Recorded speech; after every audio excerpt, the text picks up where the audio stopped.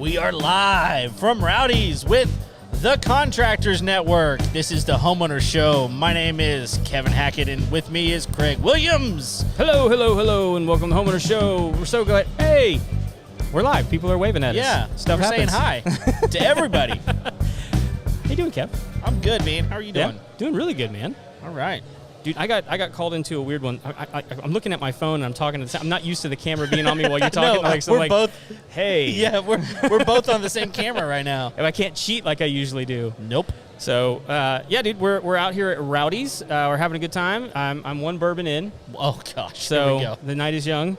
But things will improve. That's true. They have to. Yeah, dude, I got called into a weird one this week. Okay. I got called to help on the restoration of a historic building. I don't know if I can mention who it is or where is it? It's here, in Spring. In Spring. Yeah, here in Spring. Okay. It's a building that's it's close to 100 years old. Thing was getting destroyed by carpenter bees. Oh, really? And it was a situation where it had been going on for a long time. They let it get out of hand. And it was just this little itty-bitty house, but, I mean, they called us and can you help us save this thing? And it's yeah, it's no big deal. So it took a long time. Wow. But, I mean, that's fun. It was really fun because, most people don't know that carpenter bees are really docile. They're not aggressive and they don't sting. Right. But there's these guys working on the house and, the bees, they're very curious. They're big. And they're big. Yeah. And they'll get up in your face. And, so these guys are running like scared little girls. All, these big construction guys. That's awesome. And so we get to kind of walk in and be like, hey, walk right through the middle of them. Who is this guy? Who is this guy? He must wield a sword. Yeah.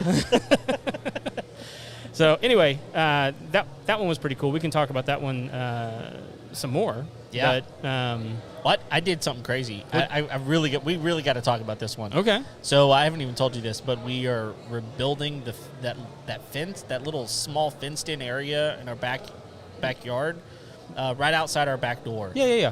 But that thing was falling down like crazy. Okay. I mean, rotted. It was awful. I reset 17 posts. Jeez. And the other ones You must have done that since I've been there. I was there not too long ago. I know. It happened last weekend. Okay. It's not finished. The fence isn't finished, but we got to talk about it because I didn't use concrete. Okay. I used the expanding foam stuff. Oh, the expanding foam stuff. Yes. We have to talk about it. Yeah. All right. We may wind up doing a full review on it, but I'll I'm game. Yeah, it's going to be interesting. So Dude, that stuff is cool. Dude, you have no idea how cool it is. I'll tell you what. Is it expensive? That's what everyone really wants to know. It is. It's you buy it by the bag, right? You do. We got two posts out of each one because we weren't going too deep. If you went very deep, because ours only going to be about a 3-foot fence, right? So we only had to put a foot down in the ground on each one of these, so it wasn't super super deep, and so we were able to get 2 posts with 1 bag, which to me made it feel better. So a bag of concrete's $6.50 for the quick set stuff. Okay. And it weighs 50 pounds. Jeez. All right, yeah, so I don't want to do that. This other thing I can, my child can pick up, and it was 14 pounds? So it's $14. Oh, $14. It was double the price, but half the work. Oh, not even close to half. Way less than half. I mean, I had 10 bags of it, and it was way less weight than a bag of concrete for all 10 bags. And man, it was nice. It was real nice. I mean, because after you're hauling around the wood and digging holes and all that kind of stuff, yeah, you don't want to carry around 50-pound bags of concrete on top of that. No. So, all right. Well, let's start the night off right. Who's sponsoring tonight's episode? Well, yeah, we sponsored tonight by Lone Star Appliance Repair. So we're really, really thankful for them. If you want to give them a call, the best way to get them is by calling 936-647-2364. And man, they've got some really cool stuff that they do. Yeah. But primarily, I mean, any appliance that you need repaired. Yes. That's going to be their specialty. And I know one of the things that's going on nowadays is these boards are going out on equipment. It's not so much mechanical anymore as much as it is like electrical. It is. And sometimes local companies like Lone Star, they have access to the parts better than some of the dealers do. Oh, quicker too. And you don't have to deal with the dealer. They'll do it for you. Yeah, exactly. So, and one, we like supporting local businesses. Sure. Two, Sarah's a good friend. She's a fantastic business owner, operator. They just do an incredible job. Like I said, she's come out and fixed appliances for us on a couple of occasions now. She saved our dryer. I mean, she kept us from dying from a gas leak. She worked on our dishwasher. I mean, and every time it's the people that she sends out are great. They're not grimy or weird. Or drinking Bud Light. Also weird. Also weird. So I mean, but just a fantastic company. So give them a call. Reach out to them if you have any appliance. That's right. Because you may be looking down the barrel, going like, oh my gosh, I can't afford a new refrigerator right now. But it's probably cheaper just to go ahead and get that one that you have fixed, get it back up on its feet. I mean, yeah, absolutely. Yeah. Refrigerators and it's crucial. Freaking expensive, man. Yes. They're so expensive. So, yeah, get it repaired. 936-647-2364 is how you will get them. So, yep. And we got a guest sitting at the table. Yes, we do. Ready to chime in. That's right. Let everybody know who you are, man. Yeah, hi. My name is Marquise Mitchell. I go by the Roof Don. Do content creation. Been a roofing contractor for over 11 years. Mm-hmm. And now I'm in distribution. So I bring shingle supply to the roofing industry here in the Houston marketplace, and I do it in a little bit different of a way. I bring content and business incubation to the contractors, and they don't have to pay for that. They just do business with us at RSI. Okay, and you have a show. Yeah. What's the name of your show? Yeah, so I have a podcast. It's called Roofing on the Rise. Okay. And we go over the innovations in the roofing industry and the people that bring that innovation to us. Okay. And so you actually had our buddy Justin O'Neill on your show the other day. Yeah, so man. Are you one of his suppliers? Yes, actually, he's one of our main accounts at Roofing Supply Incorporated. We love Justin O'Neill. Uh-huh. And honestly, I've had a lot of success taking that podcast room to his house. We went to the bourbon room? Yeah, to the bourbon room and we set up. Man, I had like 5 or 6 people reach out to me just off of that podcast and then off of the reels that I cut from that podcast. So I'm blessed that I'm able to have something like this. Definitely not as mobile as this. This is definitely awesome to be able to bring to the industry. So pretty blessed with that. I'm also on the board of directors for the Houston Area Roofing Contractor Association. Okay. I'm on the marketing board with them as well, the marketing committees. They got 2 committees, membership and marketing, and then the RCAT committees as well. So I've joined those too. Okay. You may have some of your shingles may actually be on my roof. Yeah. Yeah. He's done. We have 3 buildings on our property, and he did all 3 of them. Oh yeah. And it was like a 40-year shingle that he put on there. Oh yeah. What kind? I don't know. They're green. Okay. Yeah. I don't remember what brand it was. I was just like, whatever you say, Justin, just put it up there. Yeah, Justin's very brand loyal, so it's GAF. So more than likely, you have a GAF. Okay. I don't know what the color is, to be quite honest. Yeah. I don't do green. Whatever roofs. it was, my wife wasn't happy with me. I'll be honest, with green, like I was a contractor for 11 years, so with green, I was always like, here, sign a form so that you can make sure that you're signing for this color. This color. Because yeah, well, that's just because surely you got a good deal on that, right? Probably. That is hilarious. Probably. Yeah, but like, no deal is worth my wife's happiness. Let me just mention that now, since she's probably watching. Right. Yeah. I know mine watches like every single one of my lives, Uh-huh. the whole thing to make sure everything's good.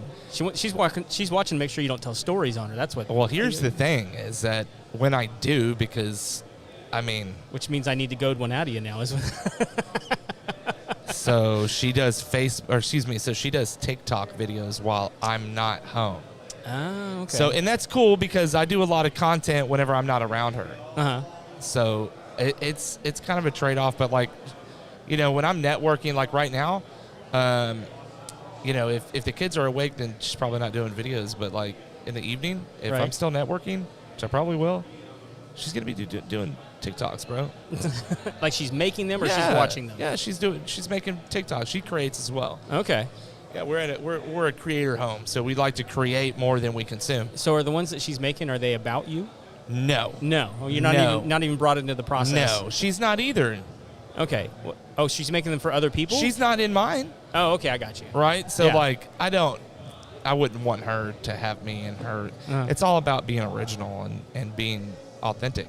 Yeah. So what are hers about? There's a lot of voiceovers, so like, Oh. you know, okay. some funny, you know, like women empowered. I mean, and I love women. Uh-huh. Like I was at the Houston Business Women Association last night at SEAL.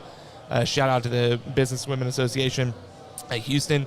But like, bruh, I'm not trying to get in between her and her content creation at all. Right. It's weird. It's different. It's like, I don't know, like just weird girl stuff. Huh. Voiceovers. Interesting. I don't So know. it looks like we're having technical. What's going on, man? Yeah, so one of our cameras just lost Wi-Fi connection, so I'm trying to get it back. Oh, that's We're good. fun. Yeah. Yeah, everybody can hear us. They just can't see us. Yeah. They can't see me, or they can't They see. can't see anybody right now. Oh, really? I mean, I could put it on one of our cameras to see us, but Sure. I'm moving around. Okay. You can put So I it. don't know. Let the people see what's going on, man. It's fine. Here it is. Look, see? It's this camera right now. You want me to try and get this one up? We might need to because it's just not connecting. That's Technical the problem. difficulties, ladies and gentlemen. Yeah, it's Yeah, always fun. It happens. The Homeowner Show.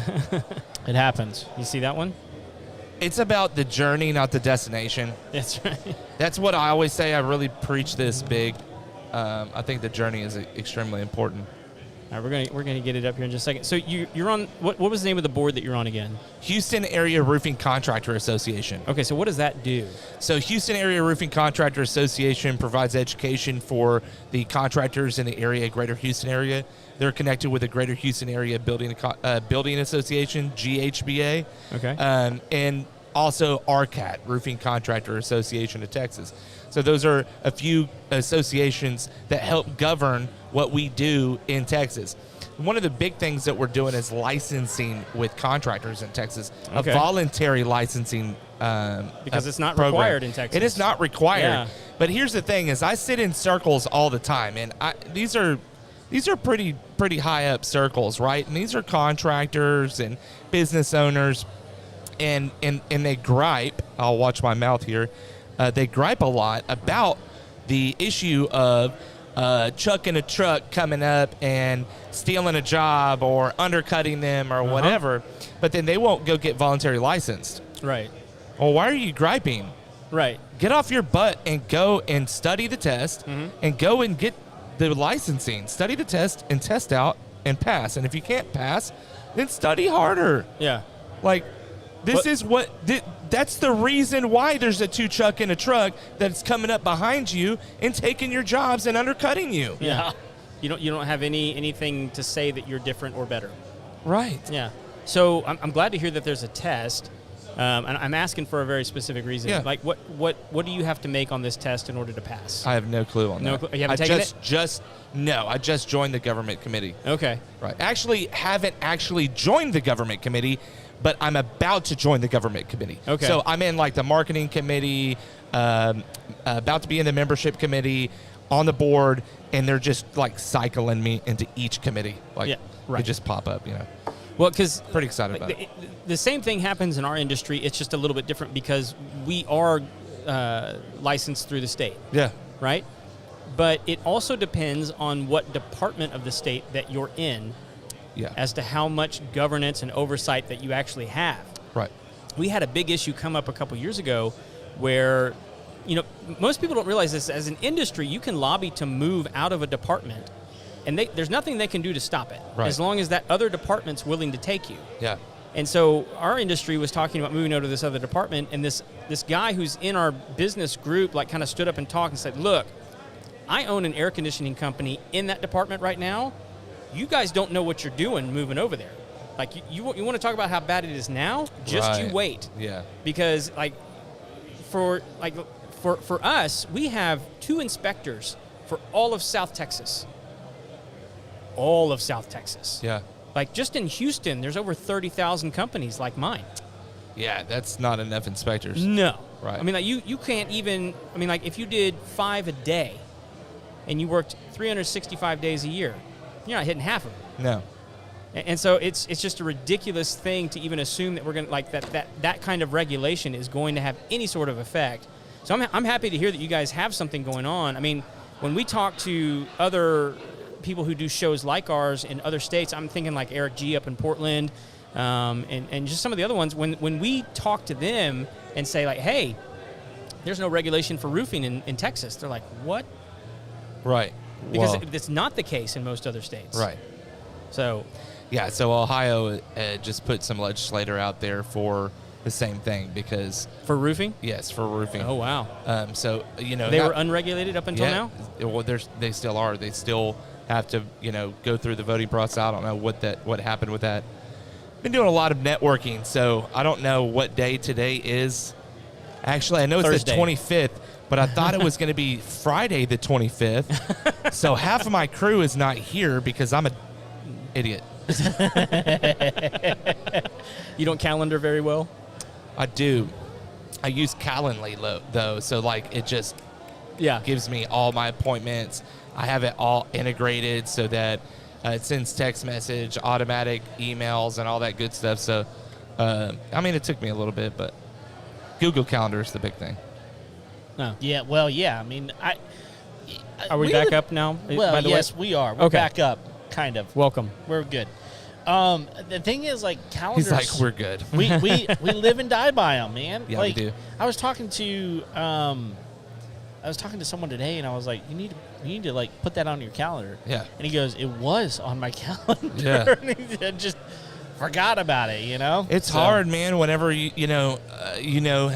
having a podcast, it's a lot. And I mean, I don't know how many broadcasts that you guys do a week or a month, but I do 3 to 6 a week, and it's a lot. And Yeah. then adding in between that, social life, and then your job and everything else, and it's a lot. Like, and then editing video, and then editing, and then putting it somewhere, and like Takes time.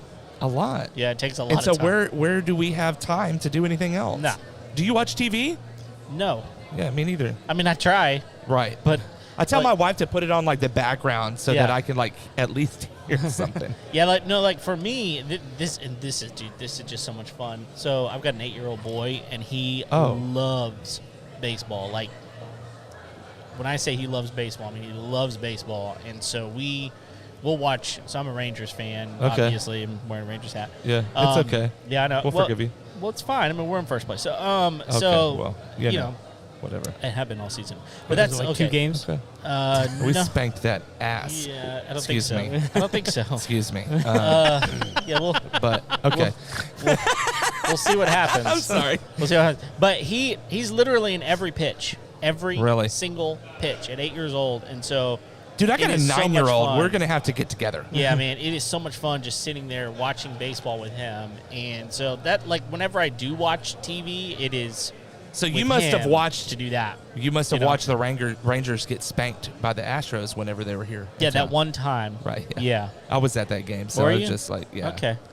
I got. Well, we'll see. Yeah, Was it because of RSI you? Was that- has was that- season tickets, so. You Oh, know, really? Yeah. So like, Okay. bring me a contractor or two, and like, we'll take you out, bro. Let's do Okay. this. All right. Would he Well, have we to are- wear an Astros cap? You don't. Oh, even better. See, that's I mean, no fun. I'll even buy you dinner, okay? Oh wow. I Yeah. mean, we are And giving I'll him free sit right content next to you. on. Yeah, that's right. Yeah, let's free, go. we're doing free content right now, Yes. so I don't know. Love it. Maybe Love we it. can broadcast from Dude, the I Astros guarantee game. you That's right. people are watching right now. Yeah, of course. Oh, yeah. Sounds like an Astros game. Well, it is kind of loud out there, but I don't know. So, It's all good, man. have you met anybody good here tonight? Actually, I've met quite a few people that know Ivan Sanchez, which is running for city council here in Houston. Actually, in the corner over there with a 360 photo booth, and then the dentist over here as well. Well, Uh-huh. they're actually marketers for the dentist, and the marketing company actually seen me at a millennials event, a networking event last Friday with Ivan Sanchez and Magic Johnson, and I think it's called the Black Expo. So it's a new expo in Houston with only black business owners, and they service to the black industry. And so they brought them together, both events, and it was huge. Yeah. And they seen me there, so it was kind of cool. And then like IGD Plumbing, I quoted their roof like 6 months ago. So they didn't buy, but it's okay. They still like me, right? He didn't need it, but I was trying to sell it to him, right? Sure. But he's a very quality guy. Did like, he do one of these numbers to you? no, he didn't. He okay, actually, good. I was starting to fall asleep. I've been here since like 3 o'clock. So, gosh. I had my booth set up, and I was like kind of nodding off, looking at Facebook, scrolling or whatever. And he walked up, and I looked at him. I was like, no freaking way. and then he came in for the handshake, and I was like, man, nice to see you. You know, and so we reconnected, and I remember, like, he remembers me. Yeah. So Nice. it's cool. Yeah. Like, so yeah, I mean, there's quite a few people here that I know. I brought my public adjuster, Jamie Wazowski with West Group Public Adjusting. I've used him for about 5.5 years. He does a lot of free services for contractors, even if they don't use him. Like, he wants to help educate the contractors so that they don't get in trouble. Yeah. That's a big issue right now. Unauthorized practice of public adjusting. Like, if you do insurance, and you cannot talk about price, you cannot talk about anything but scope. That is it. That is what is damage at the property. That's it. Yeah. If you talk about anything else than that, there is a SIU here in Houston with TDI, Texas Department of Insurance, and they are actively going after contractors that are breaking this law. What's SIU? Special Investigations Unit. Ah, okay. Yeah, you don't want to be involved with them. No. sounds like- And if you are, like, if you write good estimates, you're going to hear from SIU. Right. It sounds like something that Dick Wolf would produce. Ooh, SIU. Bum, bum, bum. Yeah, bum, bum, quick. bum. Yeah. You were quick. Oh, yeah.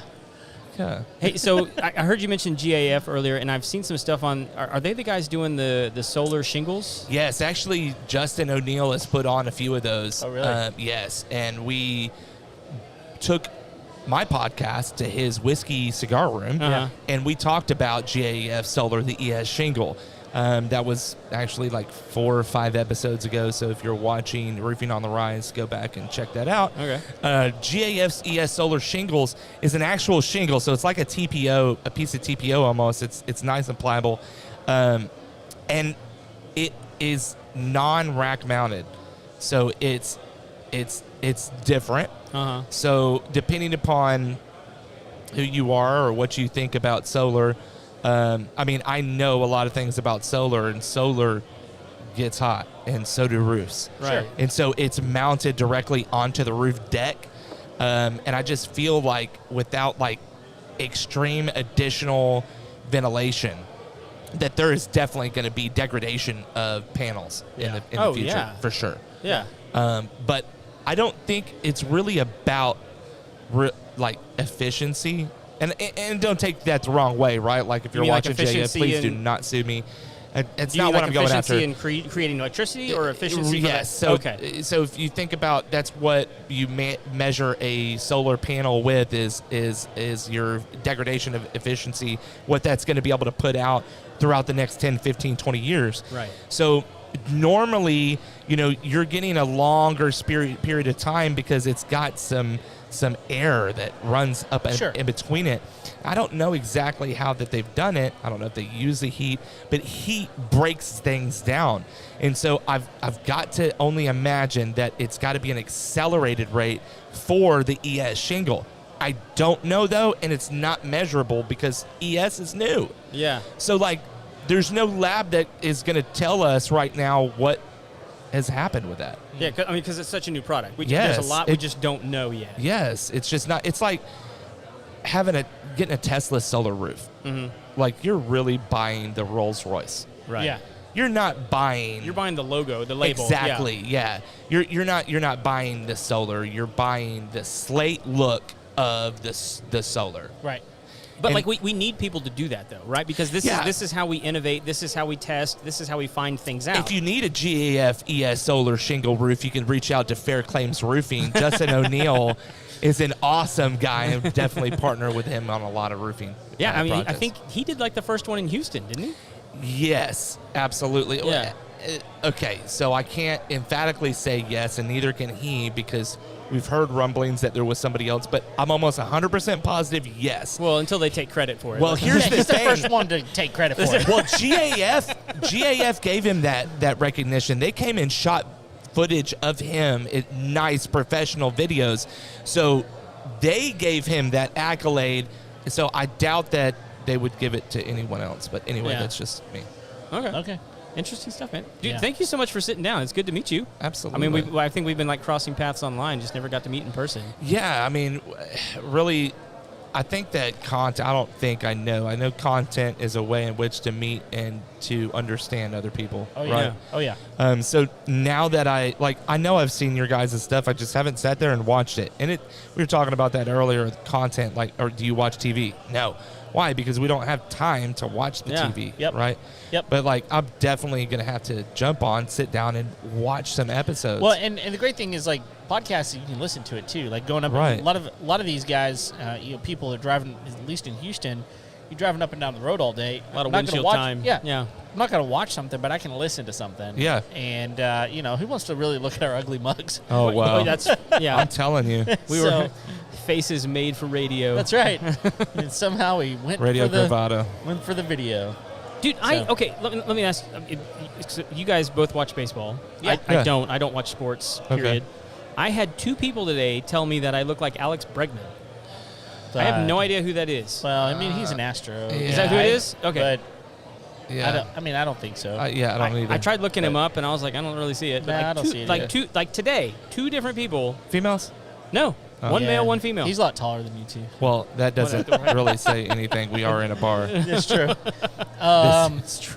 I don't get to say you're short very often, so you're not. But like, God. but Bregman's tall. Probably compared to him, I am. Yeah, you are. Yeah. How big is he? I don't know. He's probably at least 6'4", 6'5". Okay. Yeah. I mean, He's- I'm right there. I'm He's big. tickling 6 feet. Dabbling. Yeah. That is hilarious. I don't see Alex Bregman though. It's fine. I It's fine. don't care. No. I looked him up. I think I'm more handsome. Of course. So I think so too. The hair is so much better. Yeah. Oh my Yeah. god. So, all right, man. We got a bunch of Dude, guests this to get is- through, but thank you so Absolutely. much. Thank you for having me on. Yeah. I'm gonna definitely watch some more of you guys' stuff. And if Sure. you're watching Roofing on the Rise, easy to find on any platform. I'm everywhere. So even Great. LinkedIn. Yeah. And if you're a roofer, how do you get a hold of you? Oh, Roofing Supply Incorporated, 210-919-8987. I do have a out of area code. But Oh. I do have a local one. I just don't give it out. I don't. Okay. Why? Why would you? Why does it matter?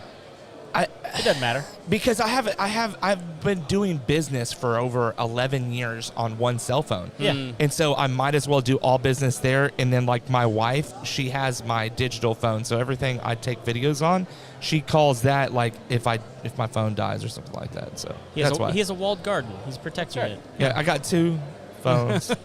Hey, All right. what you gonna do? Player. All right. Have a good day. Good to see you, All bud. right. What do you think, man? It's good, man. It's always I always enjoy talking to people that are around roofing because it's a huge industry Around and here, and like we they're just so- had that tornado come through. I know. And Did you hear about the 2 guys that died? No. Yeah, there was did it- there was 2 guys that were working on a building, and that tornado came through on Lake Conroe Yeah. and knocked the building down, killed 2 guys, injured a bunch of other guys, Wow. and so I saw some reporting on that, and it was like, and then I saw that there was a lot of hail. Yeah, you can put if you want to, you can put those headphones on, that way you can hear us.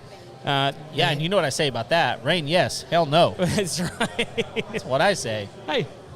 So yeah, it was crazy weather event that wasn't even supposed to happen. Right. Like there was like a 5% chance of rain, and all of a sudden tornado. I know. So A big tornado. big tornado. It was big. Did you see the pictures of it? I did. It was And I was nuts. like, you got to be kidding. That was right. I mean, they were that picture that's been floating around. Yeah. Was taken from my old neighborhood. Yeah. Oh And- yeah, that's right. It was at April Sound. Yeah, that's right. I'm not Yeah. there anymore. So All right. So one of the fun things about doing the show live Yeah. at Rowdy's is People show up. people show and up. we don't know who they and are. we don't know who they are. So we're going to have you introduce yourself. But Welcome. this should speak to how good of an interviewer that you and I are. That's true. Because we've never met. That's right. No. We're But going to we're figure about this to out. have an amazing conversation. Yes, we are. Yes, we are. Tell us about yourself. Can you guys hear me? Am I good? Yeah. Yes? But if Okay, you can okay. hear So yourself, then everybody else can hear you. close. Can Okay, you hear good. you? Yes. So you probably want to get a little bit closer to it. a little bit closer. Like There this? you go. okay, There you go. Okay. It's Yeah. my first time in a podcast. So Oh, congratulations. hello. Welcome. So my name is Jennifer Lopez. I'm part of the Cromings Law Firm. Okay. I'm the customer service manager there. Have been with the company for about 2 years now. Okay. And so we're a construction real estate law firm. She has been in business for about 16 to 17 years now. She. Miss Carolyn Cromings. Okay. Yes. So she's the owner, the managing partner. Right. Unfortunately, she's not here today. Sure. Due to her speaking at a conference in Chicago. Oh, wow. Yes. So she's. I've never pretty said that booked. before, Craig. You've never said. I've never said I'm not at that place due to my speaking Engagement. in a large city Yeah. elsewhere. I've not said that before. Have you? I have. Okay, well, back to you. I'm just kidding. Well, great. So I'm not going to lie to America. I'm going to tell the truth. Yeah. I did once. So, all right. So, a law firm that really, okay. So your business Okay, caters. hang on, because I think I towards know construction. I think I know who she is. She's written a book, right? Yes. And she has a show, right? Yes, a podcast. Isn't okay? Is the okay?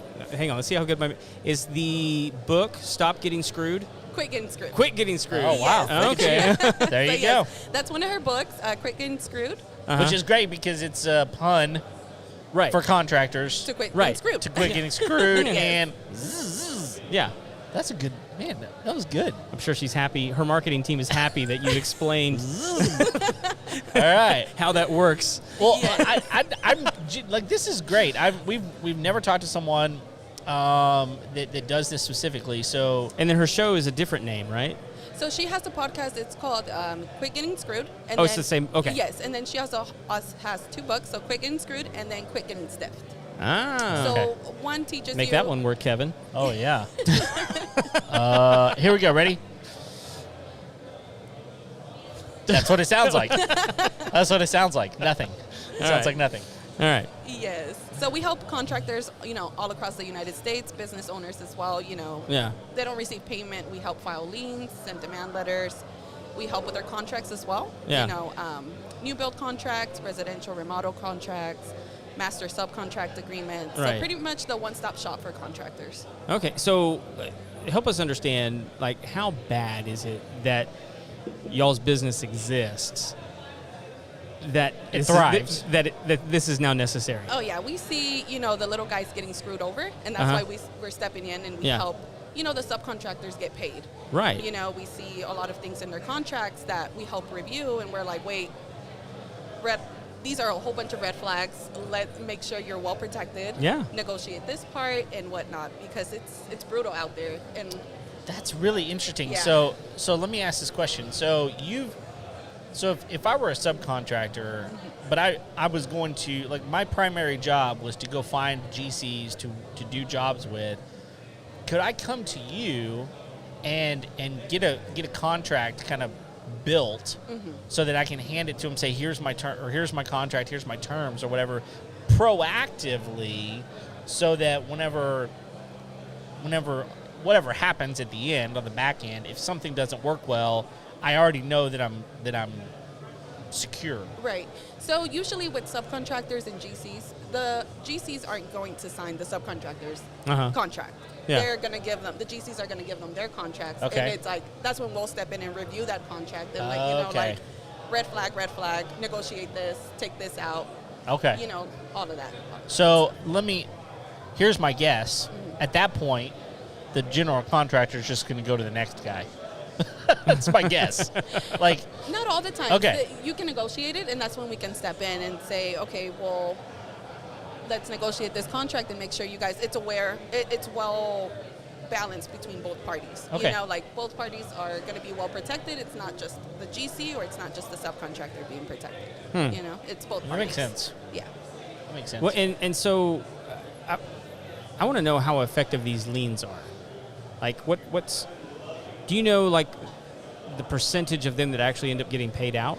Well, we have a 90% success rate Wow. as far as collecting payment for a client. Okay. Unfortunately, there are some that we don't always guarantee it because we don't know. Yeah, sure. So then that's when we'll have to, file a lawsuit to foreclose on those properties to get our client paid. Wow. So it's a whole process. So is that something that's actually possible? Like if you don't pay the contractor, is it depending on the size of the contract, the size of the amount that you can then foreclose on a property? How does that work? So it just depends on the state. So, here in Texas, it's a lot harder to foreclose on a homestead property. Yeah, okay.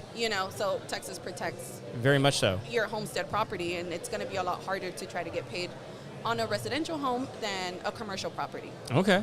Because a lot of the times what we see is contractors are being hired by the tenants of a commercial property, and we can lien the inside.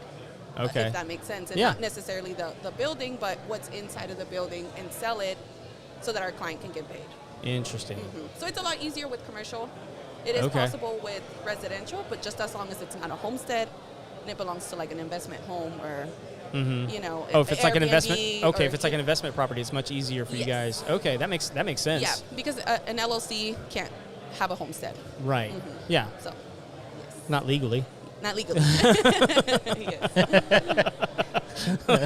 I'm sure there's people out there trying to do it. Yes, and I'm I'm sure Yeah. they get away with it. So do you guys do business just in Texas, or you guys do business elsewhere as well? All across the United States. Really? Yeah, we have clients in New York, even in Hawaii. We've had even people reach out to us from Canada wanting Oh, for wow. us to draft their contracts Uh-huh. because it's so hard finding a construction attorney Uh-huh. to be well known to have a well written contract, Uh-huh. if that makes sense. So what we let them know is you're going to have to hire somebody in Canada, make sure that attorney has all the legal stuff that Canada requires. But yeah, so we're getting calls from all over the United States. So based off your experience, I don't want you to like speak factually, because I doubt that there's a way for this to be factual, but based off your experience, what would be the worst state to be a homeowner? I would say Texas. Really? Well, I'm sorry. So for a contractor, it's For the individual homeowner, like what's the worst? Like where are you most vulnerable as a homeowner for a contractor to come after you? well, I'm not sure what the other state is, but there's another state that also protects homesteads. But other than that, no other state protects Oh, your really? homestead. Yeah, it's just Texas, and I don't want to say that. Not too sure on the other state, but I know for sure there is another one. Do you know what the other state is that protects homesteads? I would have to double check on Have that. to double check? Yes. I'm gonna talk to Kevin. I'm gonna Google search here for a Yeah. second. Yeah. I know there's another state, and I forgot, but No, it's fine. yeah. Other than that, your homestead's not protected in like Florida, Georgia. Yeah. Wow. So you So- can file liens. It's a lot easier to file liens on homes outside of Texas. So is that? I mean, so you've got contractors out there that obviously they're doing all kinds of work for these people, not getting paid. Do you find that a lot of contractors just don't file the lien because it's just not worth it? Like they feel like the likelihood of getting a lien paid is just, who knows? Like either it's not gonna go through, or I mean that homeowner might own that home for 15 more years and they don't ever get paid on it. Do you find that happens a lot? I mean, it's hard to know because y'all are actually getting the people in your door that are asking for that service. Yes. But what do you think the number of contractors out there that just feel like, I can't get this paid, so I'm just not going to try? So I will say that we do get a lot of calls, saying that they want to file a lien, and then we'll let them know. A lot of the times, it's too late for them to file a lien when they reach out. So it's not Okay. necessarily that they don't want to file liens. It's just that every state has certain deadlines that you have to follow to be able to file your lien. So we'll have people calling saying, I have a job that I'm being owed for from 2021. And that's when it's like, Too late. too late. So Yes. what's your what is the timeline in So, Texas? In Texas, if it's for a residential property, you have 60 days to send your notice of intent and then file your lien 90 days. Okay. And then for commercial properties, you have 90 days from the month that you're owed, and then it'll be 120 days when you officially file your lien. Okay. Well, that makes sense because a lot of a lot of commercial stuff's owned by people that don't live in the area, and they Yeah. get more time. But so Real quick, I got some answers here okay. that I think are interesting. So according to this, there are 2 states that have 0 homestead exemptions. Really? Yeah, New Jersey, New and Jersey? Pennsylvania. Oh, okay. And Northeast. so that might be the best, 2 of the best states to like be a swindling contractor. No I doubt. don't know. No doubt. Just go around filing liens. Who knows? No doubt. But like, if you're a contractor in New Jersey and Pennsylvania, know that you've got apparently have a lot of leverage to go after individuals on their Yeah. homesteads. And there's also certain states that you have to be registered with the board of. Right. Oh yeah. So it just varies. And so then depending on the state. there are 6 states that have the broadest homestead protections, which is Texas, Florida, Iowa, South Dakota, Kansas, and Oklahoma. All in the South. I mean, you could not South Dakota. Oh, South Dakota.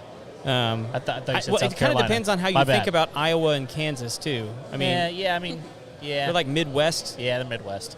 Um, Yeah, so I think that's very interesting. Would there be a situation where a contractor might come to the law firm to just get some coaching? Is that an option? Yeah, so we also have, we offer a free 30-minute consultation. So Oh, okay. anytime they don't know how to move forward with a certain situation and they're like, I want to learn from this, we try to teach them as much as we can in the consultation, but we also refer them back to our free educational website, oh, okay. which is the subcontractorinstitute.com.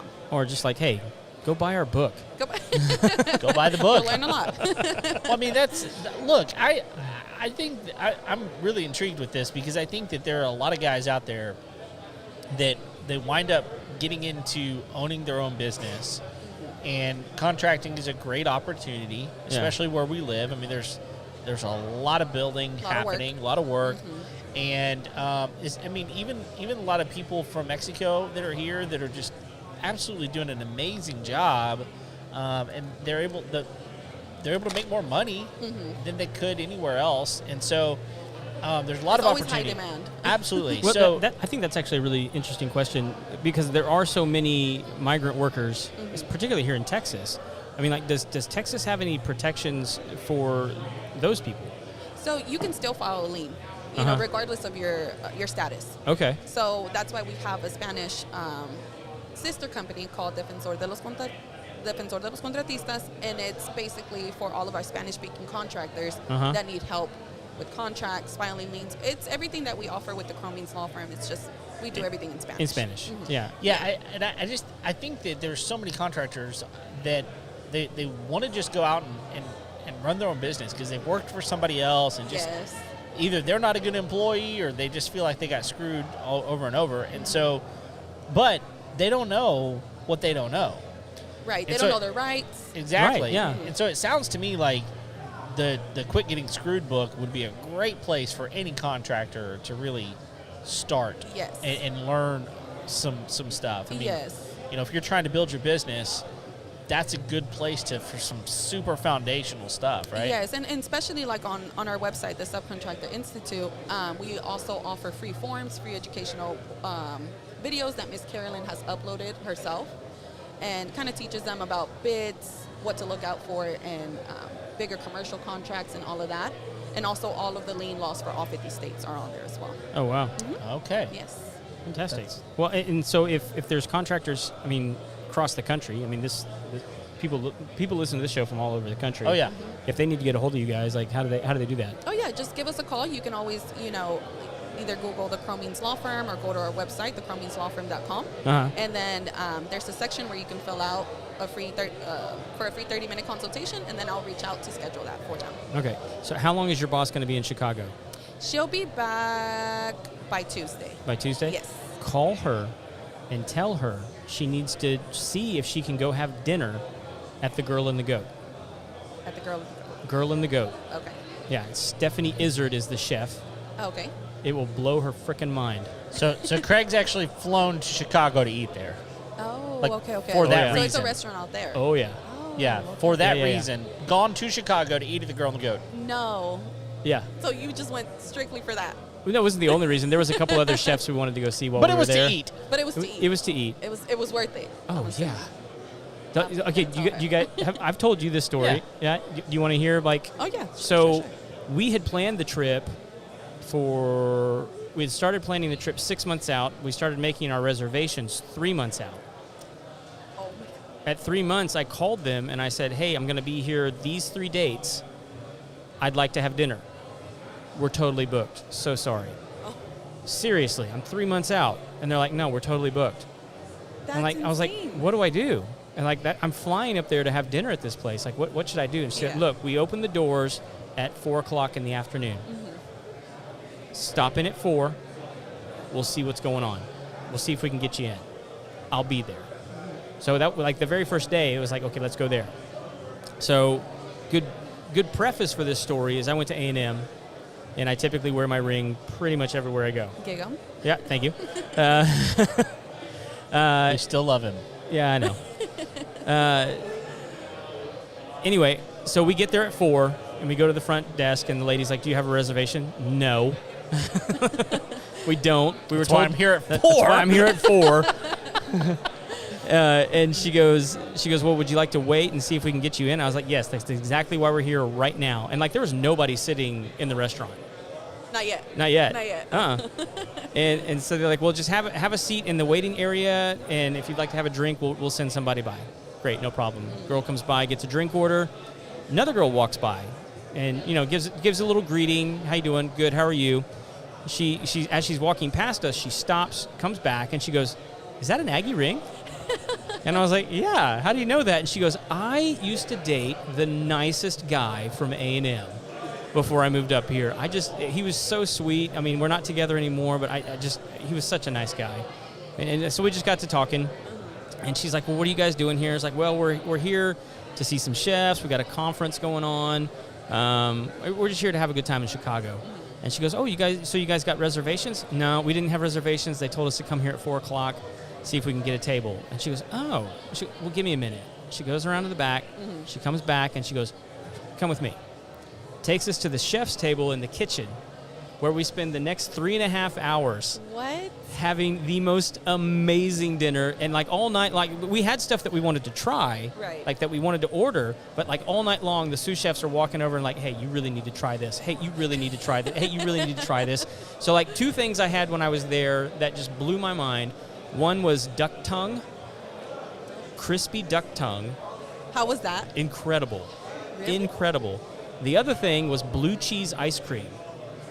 How was that? Oh, it's so good. Really? It had like a blackberry compote on top, and like it was one of those things where like my wife didn't want it, even though she loves blue cheese, and I was like, I don't know, it just sounds so funky Yeah. that like I have to try it, and the sous chef looks at me, he's like, no, you got to have it, and I was like, okay, like bring it on.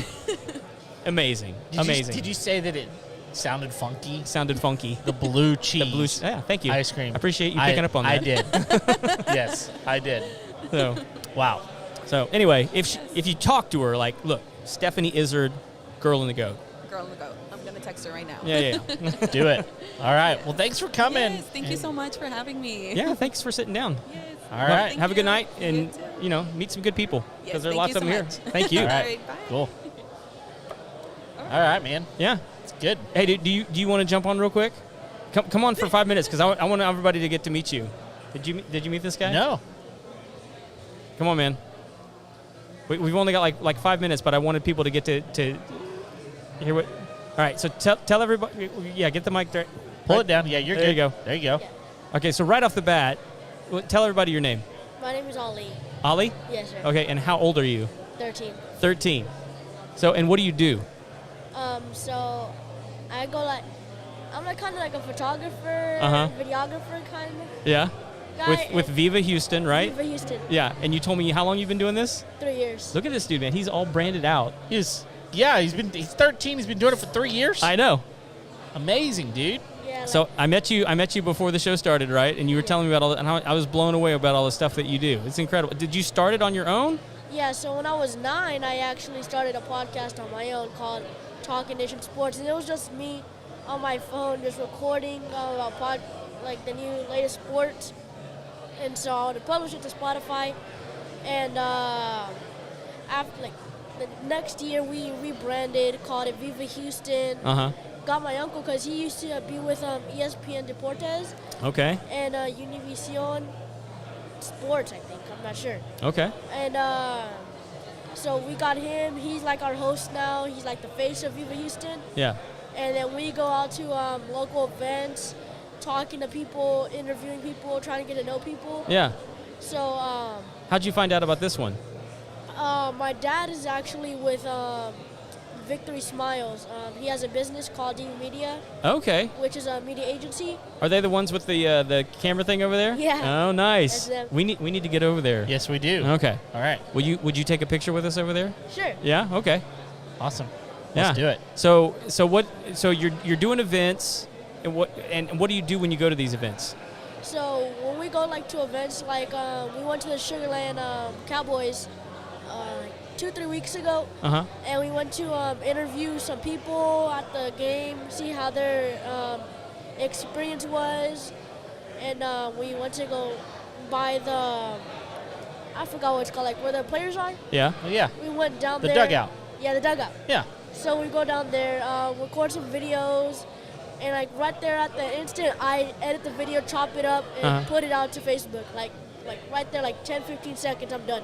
So that day, I think I had like 5-6 pieces of content I put out like in the 30-40 minutes that we were at the game. So it was really fun. So we just go there, take videos, take pictures. Yeah. And it's that's basically All right. what we do. How many followers do you got right now? On Facebook we have 22,000. Oh my gosh. Instagram we have 1,000. We're still growing that one. And I think we have 50, 60 on YouTube. Not that much. Wow. And you said you're 31? 31. No, 31 years old? 13. 13. I thought that's what he said. Dude, you are killing it on That's Facebook, awesome, man. That's Thank you. awesome. Dude, Yeah, he's got more followers than we do. Yeah, he does. Yeah. It's amazing. No, dude, Yeah. that's freaking awesome. So I'm super glad you're here, man. You're doing it right. Like just keep making content, man. That's right. That's what you got to do. Awesome. So is your dad encouraging? He likes you doing this stuff? Yeah, he's actually the one that helped me rebrand. He's kind of like, he helps us. So when we first started, I saw my uncle. He tried doing his like own kind of show. Yeah. But we were like, nah, that's not how you do it.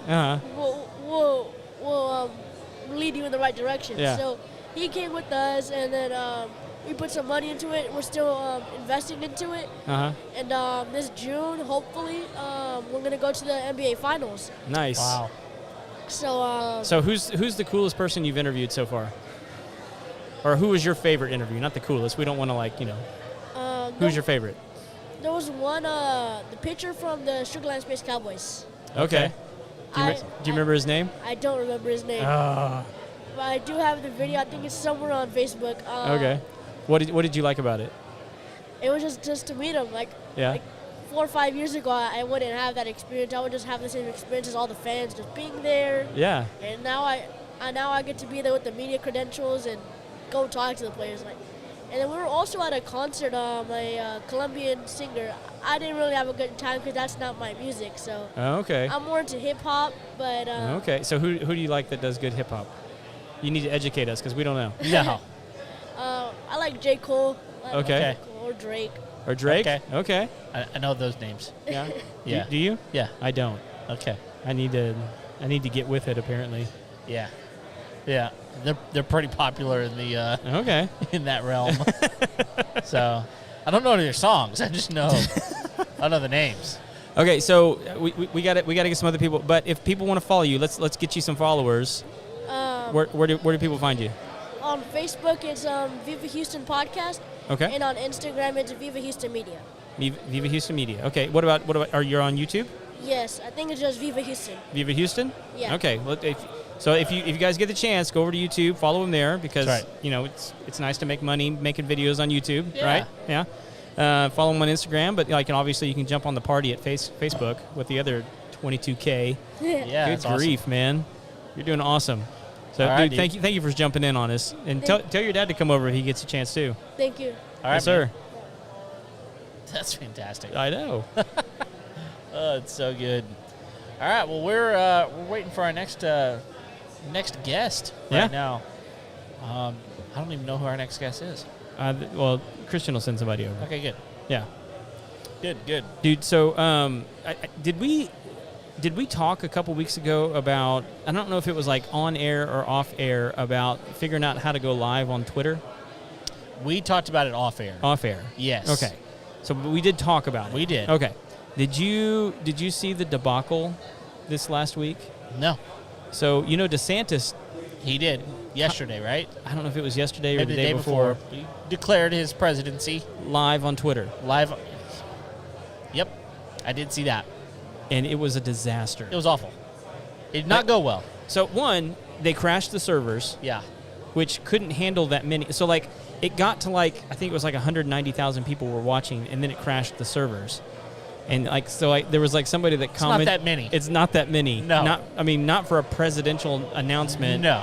And somebody chimed in the comments, they were like, hey, YouTube had a PlayStation announcement on today that had 790,000. Oh. Huck. It's like Wow. So, but not only that, man. So I listened to it. Okay. In the post, because they recorded it, Of course. and it was a 7-minute speech that I turned off at 2.5 minutes. That bad? It just wasn't Interesting. No. Wasn't compelling. nothing. I mean, nothing. What was one? It was nothing I hadn't heard before. Sure. Nothing that got me excited. Right. It was standard DeSantis stuff, and I was Yeah. just like, meh. It's very interesting. It's going to be interesting. And I like him. Yeah, it's going to be I like interesting. him, but it was like, ugh. Yeah, he's definitely made a name for himself. Mhm. He's been smart in the last year and a half, 2 years. Yeah. With the way he's gone after His some big media corporations. stuff sucks. Yeah. He did a book launch before he even announced his candidacy. Ugh, And I don't even think it hit the bestseller list. that's never good.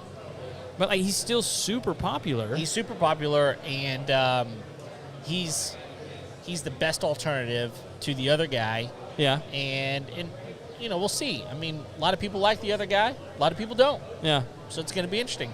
Well, and we haven't. Okay, so there's still players to hit the field, Always are. but the thing that's boggling my mind is the DNC announced the other day that they're not going to have a primary. Oh, Yeah, that's interesting. they're just going to run him uncontested. really. And, I mean, I get it, but really, really bad optics. Well, yeah, for a lot of reasons. Yeah. And I did not know that. Yeah, it's pretty nuts. Because there's, one, it doesn't seem like there's any other good candidates on the Democrat side. Right. So they could just be trying to avoid putting the rest of the horrible team out there for everyone to see. That's definitely possible. But maybe it's well, we want him to be able to save up as much energy as possible for the debates. He's got 3 in him, and we're not going to waste it on these jokers. That's funny. That's funny. It's hard to know. It's hard to know. Yeah. So who knows? Cool. You coming to sit down? Hey. Nice to meet you, gentlemen. I love this setup. Oh, Awesome. thank you. Well, welcome. Hi. Yeah, come on, Welcome. come on in. Put the headphones Put this on. Yep. That'll help you hear yourself. Get that microphone up near you can move that thing around however you There need you go. to. Get Yeah. it in front of your mouth. So I awesome. love this. Well, thank Awesome. you. Yeah, good to have you. We haven't met before, so Yes. what's your name? What you do? My name is Rosalind Amaka, and I am the founder of Belonle. I have a media marketing company, and we also do distribution. Oh, very cool. All right. Yeah. Now, you're not associated with the young man we were just talking to, were you? Which young man? Viva Houston. Viva Houston? No. No, okay. Because he said his dad does some marketing stuff, and we didn't. So anyway, have you met him? No, I haven't met him. I know a lot of people do marketing. I met here. When we say a young man, he's 13. What? He's Yeah. 13 years old. I don't know where he went. love it. He's Yeah. been doing it for 3 years. Yeah. I believe it. Yeah. I seriously believe it. Yeah. Because whenever it comes down to all these young people, I know whenever I was a kid, my dad would have issues and I would help him fix his computer. But as a kid, your brain, the way it's programmed, and I worked at Apple for almost 8 years. Okay. Literally I mean, I used to FaceTime my friends, and like Steve Jobs will walk by. Like that's how far. Wow. And so these kids now, with all of this artificial intelligence, I feel old now. Oh, yeah. me too. Well, I am old now. Well, that's true. No, you're young. You're young. Do you feel old? Do I feel Do old? you feel old? No, but like my dad is 71, and he told me the other day, he's like, look, my brain still thinks I'm 24. My body just doesn't let me do the things I want to do. Yeah. No, I understand that. Yeah. No. That's the way it goes. So you do market. I know you do media. Yeah. And I can tell you I can give you a summary. Give us our elevator pitch. yeah, But and I want to make sure I'm saying it. Bolane? Bolonle. I'm not going to do that. It's all right. I'm Nigerian. I'm gonna try. I'm Nigerian. Bolonle. Yes, Bolonle. Bolane. Okay, I'm It- glad that you went first. 'Cause Yeah. now I can do it right. It means finds wealth at home. So, long story short, as y'all know, I worked at Apple. Uh-huh. And so, whenever I'm meeting all these different people from all over, oh, you're that smart techie kid. I need you to help me. So, Yeah. websites, SEO, that's what we do. However, that interaction doesn't just stop with someone you never talk to. Like Right. overseas somewhere, what most people do, and they get it for like a really cheap price. For us, it's all about relationships because you are who you say you are. Or Google, you are who Google says you are. Right, when it that's comes true, down yeah. to your personal brand, y'all know that very well. And so when it comes down to just that, I started having people come to me for video production and pictures, and it's like because I'm a social butterfly and I'm the connector. If you tell me an issue, I'm going to find someone that will help solve it, or I'm the connector. Right. And so for me, everything with this business, it's like, okay, how can I find value? Who can I connect you with? And y'all can make a lot of money. And for us as a media company, we're putting of Bolonle. It means finds wealth at home. And what I love about what I do is that I've been very blessed to have a very interesting network of professional athletes, hedge funds, so many different people from different industries. And we're able to come together. And so when I even think about this event, why I'm so excited is because one of my buddies, Staff Financial, Tony Hills, as an example, Okay. Super Bowl champ, his whole, the TV show Ballers on HBO? No. What? Stop playing games. Are you serious? No. Well, no. Look, we were You just talking you were talking earlier. to like two very uncool guys. Yeah, I mean, it's and like- we were talking earlier about we don't have time to watch TV. We're busy. I can see that. I know when I'm thinking about my friends, like this particular guy, we have a partnership, and I also do marketing for his company. Wait, is Ballers is it a Financial. is it a reality show or is it like a scripted show? It's a scripted show. Oh, okay. But like when you think about the concept and like groups of people and like in a certain tax bracket, and they're trying to find ways to leverage and be able to like hold off and like wait for that right deal to come. Right. And so instead of putting your money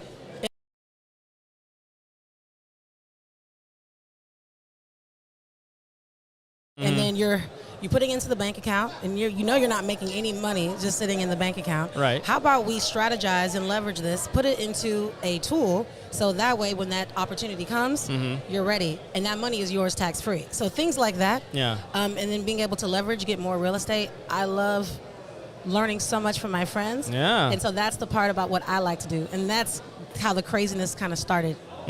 Wow. So I mean, to run with your analogy, where in your experience right now is the cheapest real estate in the digital space? So like cheapest and then the most effective. What do you mean by that when you say cheapest real estate? Like, So like we were just talking about how DeSantis had the major flop on Twitter. It was either yesterday or the day before or something. Did you hear about this? no. So- I've been like glued, like filming stuff. I haven't seen anything. Yeah. So DeSantis declared his presidential run. Oh, officially? Yeah, live on Twitter.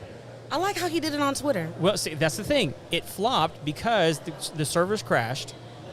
Elon's trying to push Twitter to be like this whole new platform where everything happens on Twitter, and so he wanted to do Elon was on the call with DeSantis to declare the presidency to like unveil this new live thing, and it didn't go well. So it crashed at like 190,000 people, and so like hardly anybody heard it. I'm actually surprised that out of 190,000 people that the server crashed, you think they would have more support. That That doesn't exactly. make any sense. Yeah, and so like Kevin and I were talking the other day because we put the show out to a lot of different places, and I was like, it might be kind of cool to be one of the first ones on Twitter to Yeah. be doing the show. Maybe we should figure this out. Well, then I watch him do it, and I'm like, maybe I don't want to. Yeah. What's the point? What's the point? You know what I mean? And so that's why I'm asking the question, like, where's the most bang for my buck digitally out there right now? Because if you're making content, I mean, like, you got to know that like making content on like Facebook has less return than it does on YouTube, but on YouTube you got to have so many followers in order for it to get payoff. Are you talking about the best return as far as with you trying to grow your business and brand? Yeah, absolutely. Oh, it's easy. Hello. What's hello? Say hello. Okay. So literally so many people, with all this technology that we have on our phones, all these phones, with this pandemic and just with this digital age of so many people, they say that they're connected, right, but they can't even look at someone in their face and make eye contact. Like, that's a lost art for some strange reason. Sure, yeah. And so a lot of people, they miss so many opportunities by literally walking past someone. And many people, the biggest mistake I see is that sometimes we, in our minds, we know, it's like, okay, you know, in your head, this person, they look like they're successful, blah, blah, blah. You know, some people fake it till they make it. Yeah. A lot of people block their blessings because whenever you work really hard and you prepare for an opportunity, and finally when that moment is presented to you, it may not be in that exact package that you were expecting. And so there's a lot more that I can say, but the best part is face-to-face human interaction, and events like this is powerful. Oh, because for sure, yeah. I don't care how much money you pay on Facebook and Instagram. There is nothing more powerful than human connection. And so I tell that to contractors that I talk to nationwide every day, because there's another space in the real estate industry, and I can tell you now, because I look at the numbers every day across the country, the contractors and the people that I speak to that communicate with their customers, they don't just hand them off and it's like, let somebody else deal with it. The people that take the time from the beginning to the end, they're the most successful. I see the numbers every day. Yeah. No, I'm glad you said that, because it's absolutely true. People have forgotten that the personal connection is one of the most powerful ones. All of my biggest contracts that I've ever done in our business have been because of personal connections. They've never been a lead that came through digitally. And it's free. Like, even though I have this digital marketing agency, the websites and SEO, that's like the basic stuff. Like, who cares? Like, that's great. But like, seriously, the networking, It's the relationship. People take it for granted. Because at the end of the day, like, it's one thing for you to be able to build a website for someone. Yeah. It's another thing for them, while you're building a website for them to say, hey, I'm working through this, and you able to help them with that. Yeah. It's great. That is really what keeps them connected to you as a marketer. That's how my business has Yeah. literally, like, it's crazy because I didn't think about making all this stuff a business. I just Right. wanted to help people. Sure. But the thing is, like, for us, we're full service because a lot of people, they get their website done and then you can't even reach the person that built it, for crying out loud. Right. And so for us, it's like, whenever we work with our clients, because we deal with so many different industries and I'm all over the place, it's kind of like, hey, I have this right customer for you, or this client, and this could be a $20 million deal. Right. So you never know. Those deals come my way all the time, and I'm able to help people with those introductions. Right. And so that's why relationships are so powerful. And like I said before, just because this person does not come in a package that you expect, that may be one of your biggest blessings. Yeah. So true. So one of the things that we always talk about is like the people that you surround yourself with. Like you are the sum total of the 5 people that you spend the most time with. Exactly. I heard somebody explain something, it was just this afternoon, I'm going to see if I can remember it right, about how you know whether or not you're hanging out with people that are, and I hate to use the word better, but like people, whether or not you know you're hanging out with people who are better than you, or more successful, whatever it is. Yeah. Whether or not you know you're hanging out with those kind of people or people that are worse than you. Yeah. And what it is if you're hanging out with people that are worse than you begin, your self-talk will be all of your virtues that are good and all of their virtues that are bad.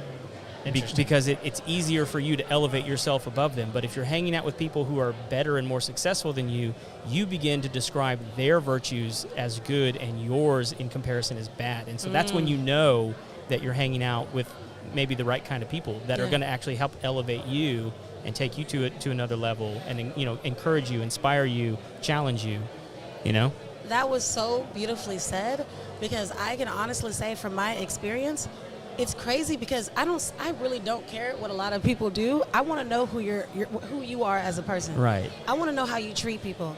Even whenever I talk to all these athletes, they know I don't want to talk about sports. I don't care about how are you when you're outside of here. Like, I pay attention to that. And what's crazy is the most successful people that I have met, billionaires, all of that. Yeah. I never know who they are, but you can just tell when you first interact with somebody and you're talking, those conversations, are they negative all the time? And if something goes bad in their life or a situation, it's okay to have a bad day. Yeah. It's not okay every day. With that being said, I always pay attention to small things that other people may not. It's like, are you looking for joy maybe in the darkness, as crazy as that sounds? Yeah. But like, by the time I ended up, I conversated with people for like hours. We're having a great time because it's like, we're talking about visions and dreams. We're not talking about other people or problems. Okay, if we do have a problem, how are we going to fix it? Yeah. That's important. So it's okay where things aren't perfect, but if you have the mindset of adapting when things go wrong, that is what makes a big difference. And by the time I get done talking with these people or we spend time, we exchange numbers, we meet again later, and then people come up to me, they're like, Rose, do you know who you were just with? No. I just know they were a really cool person, and then I find out later. So for me, it's just like how you treat people matters. And yeah, how you treat people matters. Yeah. Yeah. No, it really does. But you'll get a good vibe off of me unless I'm hanging out with Kevin. That's true. I treat him terribly. Yeah, that's true. I totally treat him believe terribly it. I too. totally believe it. It's mutual. It's mutual. We make fun of each other. Yeah. It's all in good fun. That's Yeah. a good relationship. I like being stupid sometimes and silly. Well, yeah. I mean, you gotta have fun, right? Yes, you always have to have fun. Life is too short. No. I do not wait for the weekend for anything. I hope y'all don't either. No. No. I sure don't. I'm working on the weekend. Yes. It is Yes, what it that is. is a fact. That's when I get to do my other job. That's right. Yeah. right. I'm actually really curious too. It's kind of like, did you always want to like do this in regards of like being on camera and interviewing people? I love this. I mean, not really. I mean, like the genesis of it, I started in recording Oh, recording what? music. Yeah. So are you from Houston? Yeah. Okay. Do you know what Sugar Hill is? So I worked at Sugar Hill. Okay. So, but it was way back in the day. I mean, that's back when like Destiny's Child was recording there. You're still awesome. So it was You're yeah. still awesome. They're still awesome. So I got to work with some really cool people while I was there, and then from there I ran the recording studio at Texas A&M Okay. for a couple of years. Nice. And then I got into ministry, doing music on that end, and then God told me that I shouldn't be doing that anymore, and brought me back into my family business. But all along, I've always had the gear and stuff because it's more of a hop. One of the things I realized about the recording business is that no one was happy and everyone was poor. That is true. Yeah. That is very, very true. And I was like, I don't like either one of those things. Who's gonna fall? So that's why I walked away from it, and then ironically ended up in ministry, but back in the family business about 10 years after that. love it. And then so Kevin moved to town 2017. quickly became friends, and the podcast thing was kind of blowing up, and I was like, and my wife had told me, it's like, look, you've got all this junk around the house, you need to get rid of it or use it. Use it. And so I was like, hey Kev, like we should probably start a podcast. And so I had this, like one of the things that I did well for my business all along was I was really good at the marketing. I was really good at the personal interaction. And there was a lot of people who are really, really talented and skilled at what they do, whether they be a plumber, electrician, all these things. And maybe they have they're not so good on the person-to-person relationship, or they're not so good at the marketing or whatever. And I'm like, but they're a really good electrician, or they're a really good air conditioning guy, or they're really. And I was like, we should build a platform where we can showcase these people and actually let people see their expertise and sort of draw out of them, their story, their business, and what it is that they provide for homeowners, and then just put it on display for everyone to see. So that, so there's like this catalog of and so we've been doing it for Almost 5 years. Almost 5 years. What? Okay, we're gonna talk after this. Yeah. After this, I'm just saying, no, this is really good because just when I just think about what we do, we bring visibility to people pushing the world forward. So with that being said, distribution. Yeah. And so I think that's really cool. You're helping people develop a skill set. And so when I even think about our network with so many people trying to get in that line of space, I'm thinking of one group right now. They have about 1 million people within that platform. Oh, gosh. The leaders are going to be at my house. We're filming some stuff like this coming up week. Okay. But I'm thinking of so many people now that would be interested in learning these skill sets. Oh, yeah. I mean, that's the thing, is the barrier to entry it's not a high. I mean, especially now. I mean, we have tech that pretty much does everything for you. Most people are just afraid to touch it. Yeah. That's the part. Many people block their own blessings up here. Yeah. Oh, sure. And the sad thing is, it's kind of like, they listen to too many people and they don't trust like their instinct and what's called on their heart. That's the best way I can say it. And so ignore the noise. Even with what I was doing, you know, people, they're just like, they didn't understand it. Mm-hmm. They didn't understand it in regards for like the why, I guess you could say. Yeah. And so you really want to help people. For sure. Well, and so the name of the podcast is The Homeowner Show. Mm-hmm. Yes. And the whole point, so take all of that and realize that that's not our audience. Yeah, Our that's audience true. is the homeowner. And the idea is that so many homeowners, they own their home, but when you're a homeowner, you're constantly working on your home. Yeah. It's a learning journey. It is. Just had a project That's like right. a week ago. That's right. You're fixing things. Something breaks. You got to fix it. You got to get your air conditioner has a problem and it's hot, so you got to call that guy.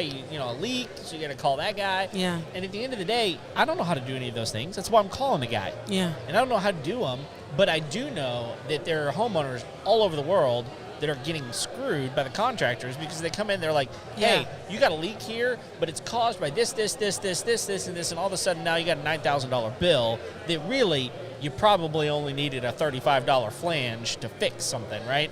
And so our idea is get the plumber on the show. Let him tell you what he does. The honest one. The honest one. Get them to tell you what he does and why he does it. And, oh, by the way, we ask this question all the time. What should a homeowner look for when they're looking for Like a plumber? checklist. Yeah, Yeah. what should they look for? Because like we love having people in studio, kind of like we're having a conversation right now. That's our favorite. This is the best. I prefer this. We'll do remote interviews, Yeah. Rare. but like I don't like it. I do it. I don't like it right now. So there are a few exceptions to that for us. Yeah. But people listen to the show in all 50 states, 12 different countries. Beautiful. And- and Wait, so- what countries? Oh, like we were popping in. Where was it the other day? I think it was India. Ew. So, crazy. which is an emerging country right now. So India's been big for us. Switzerland's been big for us. England's obviously big because they speak English. Australia has been big for us.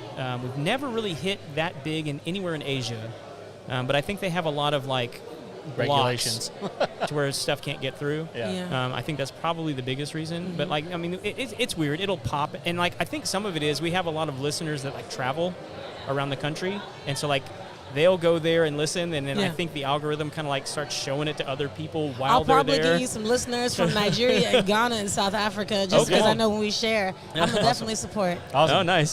But yeah, so that means at the end of the day, we don't want homeowners to get screwed. Yeah.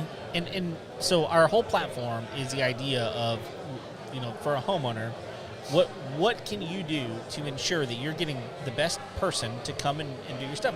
And how do you learn that? Well, nobody really teaches you. So we're going to help teach you how to do that. We do product reviews too. So I like that. Yeah. We like technology, and so we'll buy something, or we've got a couple of vendors that'll send us stuff, and we'll review them and put it out on the podcast, that kind of stuff. Isn't that the fun part? Oh, absolutely. Yeah. It's a lot of the fun part. So I have a question. I would say one, but what are the top 3 things that you have been sent That we've been sent from vendors? Well, so one of the vendors that has just been huge for us has been Lutron. So they do smart switches for your home, like for lighting and that kind of thing. So we've gotten some pretty cool stuff that they've sent to us. I'm gonna need their info. Yeah. Well, we had that, and then we had the grill. The grill rescue. Grill rescue.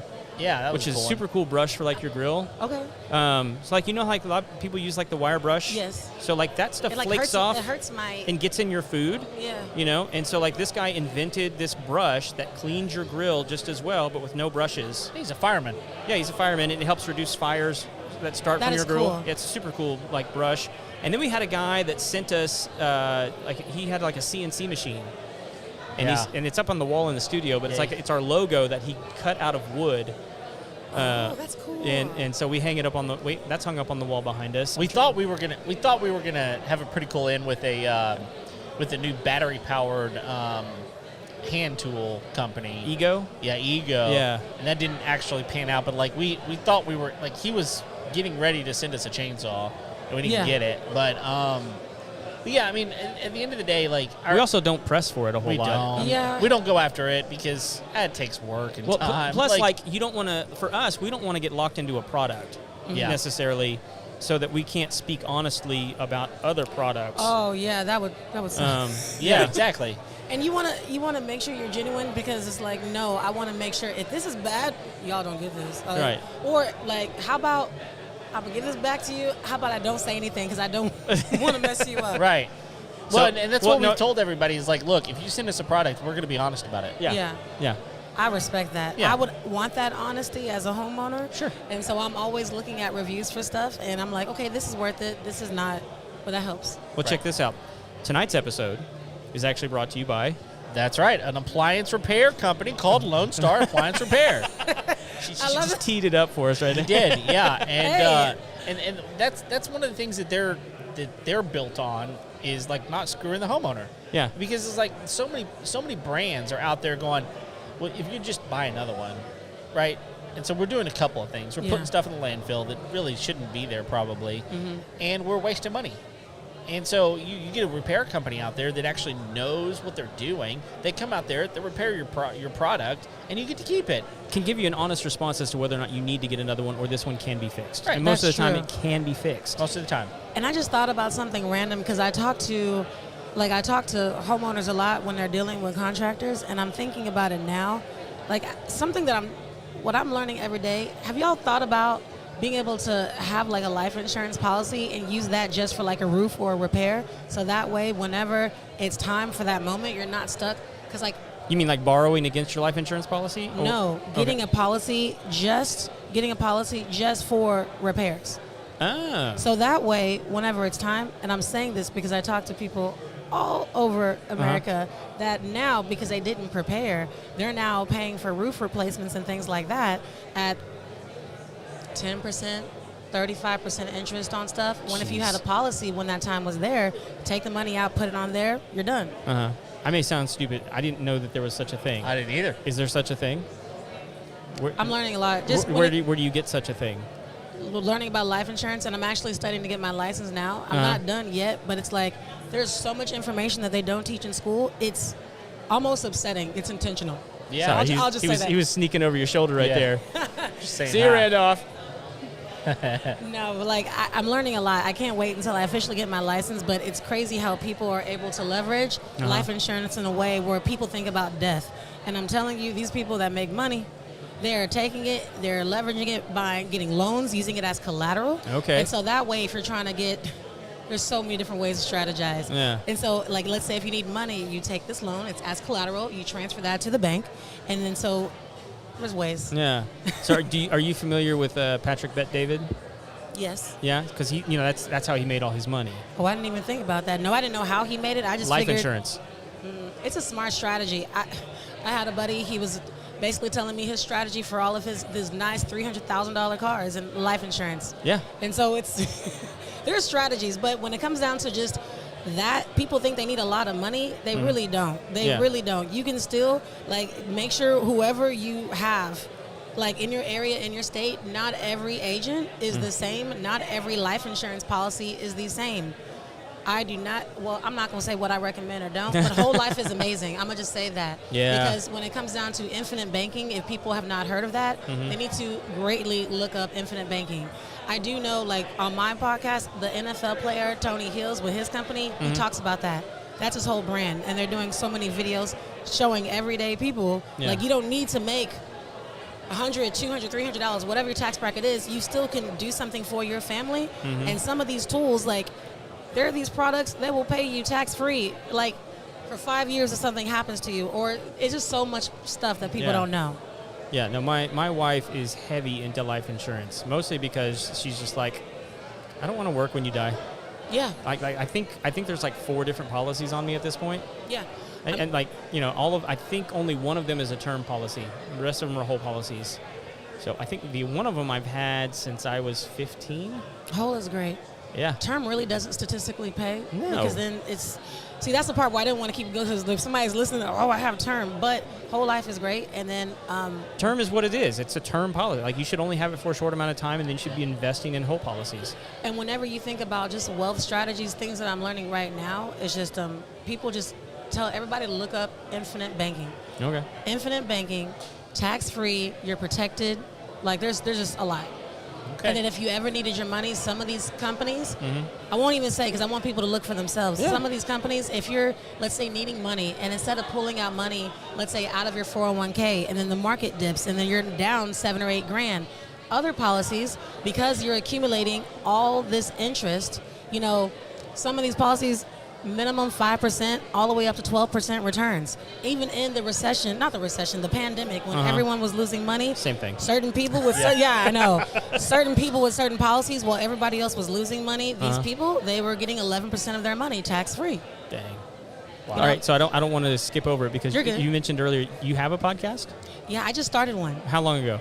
Literally, goodness gracious, I would say 6 months ago. Okay. We do so much filming because I also started another show, and because I'm helping other people produce stuff, but like everything with my podcast, pretty much if you were doing something to teach and inspire, and then also help people to actually tell them and show them strategies on how to make money, then like please come on the show so we can like learn and grow together. Yeah. So like one of my buddies, he actually, I'm so proud of him. He's only 40 years old.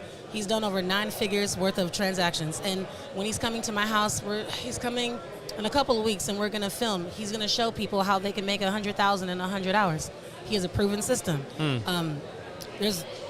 There's so much knowledge out there. We just have to ask. Yeah. What's the name of your show? The Rosalind Amaka Show. Okay. I kept it easy and Yeah, simple. there you go. Awesome. Because at first I wasn't expecting anything to be visual. My brother was the one that pushed me because he's like, you meet all these people. Who am I I don't know what I'm going to talk about. So I figured, I'm like, what are things that I care about? I want to grow. I want to make my life better so I can help take care of my mom. And because like she's older and I'm just thinking about my family. So as much information that I'm learning from my friends that are killing it, and it's helped me in my journey, it's like, man, other people need to hear this too. Yeah. Yeah. It's life-changing information. And then also, I'll even give you an example of inspiration. One of my buddies, he's a military veteran, and it was crazy because when he was at my house, when you see him, he looks like the Hulk. He looks like the Hulk. And he said he was a quadriplegic. And we were like, I'm sorry, what? Everybody in my house just looked at him saying, what? And then he actually shared his story, and he talked about standard procedure. He got vaccinated about 8 times. Well, it was like 8 different shots, standard procedure. Yeah. However, he had a bad reaction, and he couldn't walk for a couple of years. And when it comes down to mindset, what we were talking about, I thought it was fascinating because people in less situations that were like worse than his, they died. Yeah. But when it came down to mindset and repetition of being able to move your hands and feel, something that I thought was powerful of what he said, whenever it came down to his therapy, it took years for him to be able to walk and move and regain that strength. But it came down to like repetition. Even though like he was trying to make his fingers touch and it was frustrating. It wasn't working. Keep doing it. Repetition. And like literally your mind. And so he was frustrated. Don't stop. Try. And like that, he started getting motion back. His story, it was just beautiful. Yeah. And so I like stuff like that. So it took him 2 years to get mobility back. That's crazy. Those are the type of stories that I think are fun. Yeah. And so, yeah, it's not all about the money. And if you are going to get the money, how do we bless people with it? Because that's what we do at Belonley Media. So, like, all of our clients, all these strategic partnerships that we have, everyone makes money together, and we all come. It's like, what's this vision that we have? Yeah. And so, it's great. Awesome. Well, so cool. we have some other guests to get to, but we love getting to chat with you. Yeah. Definitely come and find us afterwards. Love to get a picture. Yeah. And visit some more. So, For sure. if people want to get a hold of you, how do they do it? BelonleyMedia.com. And just because I am very hands-on with my business, I would, for y'all's podcast, Rosalind, ROSELYN, at BelonleyMedia.com. Belonley is spelled BOLAN, as in Nancy, LE, media.com. Awesome. So it's just the beginning, so I'm excited. Awesome. All right, Thank great. you so much for sitting Good down. to meet you. Nice to meet you. Yeah, you too. Have a good All night. right. Good night. I Y'all hope are awesome. we visit some more. This is amazing. Oh, man. I'd like to say that was the first time that's been said about me, but Not, well, today. Not even true then. not once has it been true. No, not No. at all. Good convo. Yeah, absolutely. I think we've got another guest coming, so we'll Let's see who we got. wait on that. Oh yeah, we got the. Looks like we got a dentist that's Oh. going to be able to jump in. Okay, great. Um, That's fantastic. yeah. All right. So, All right. Come are you on. coming? Come on Hello. in. How's it going? Very How are good. you? Good. Awesome. There's some headphones right there, and that'll help you hear. And just pull that mic right up to your face. So we get the fun job of discovering who you are and what you do. That's right. Tell us about you. Well, my name's Amber, Okay. and our business is Access Surveillance Group.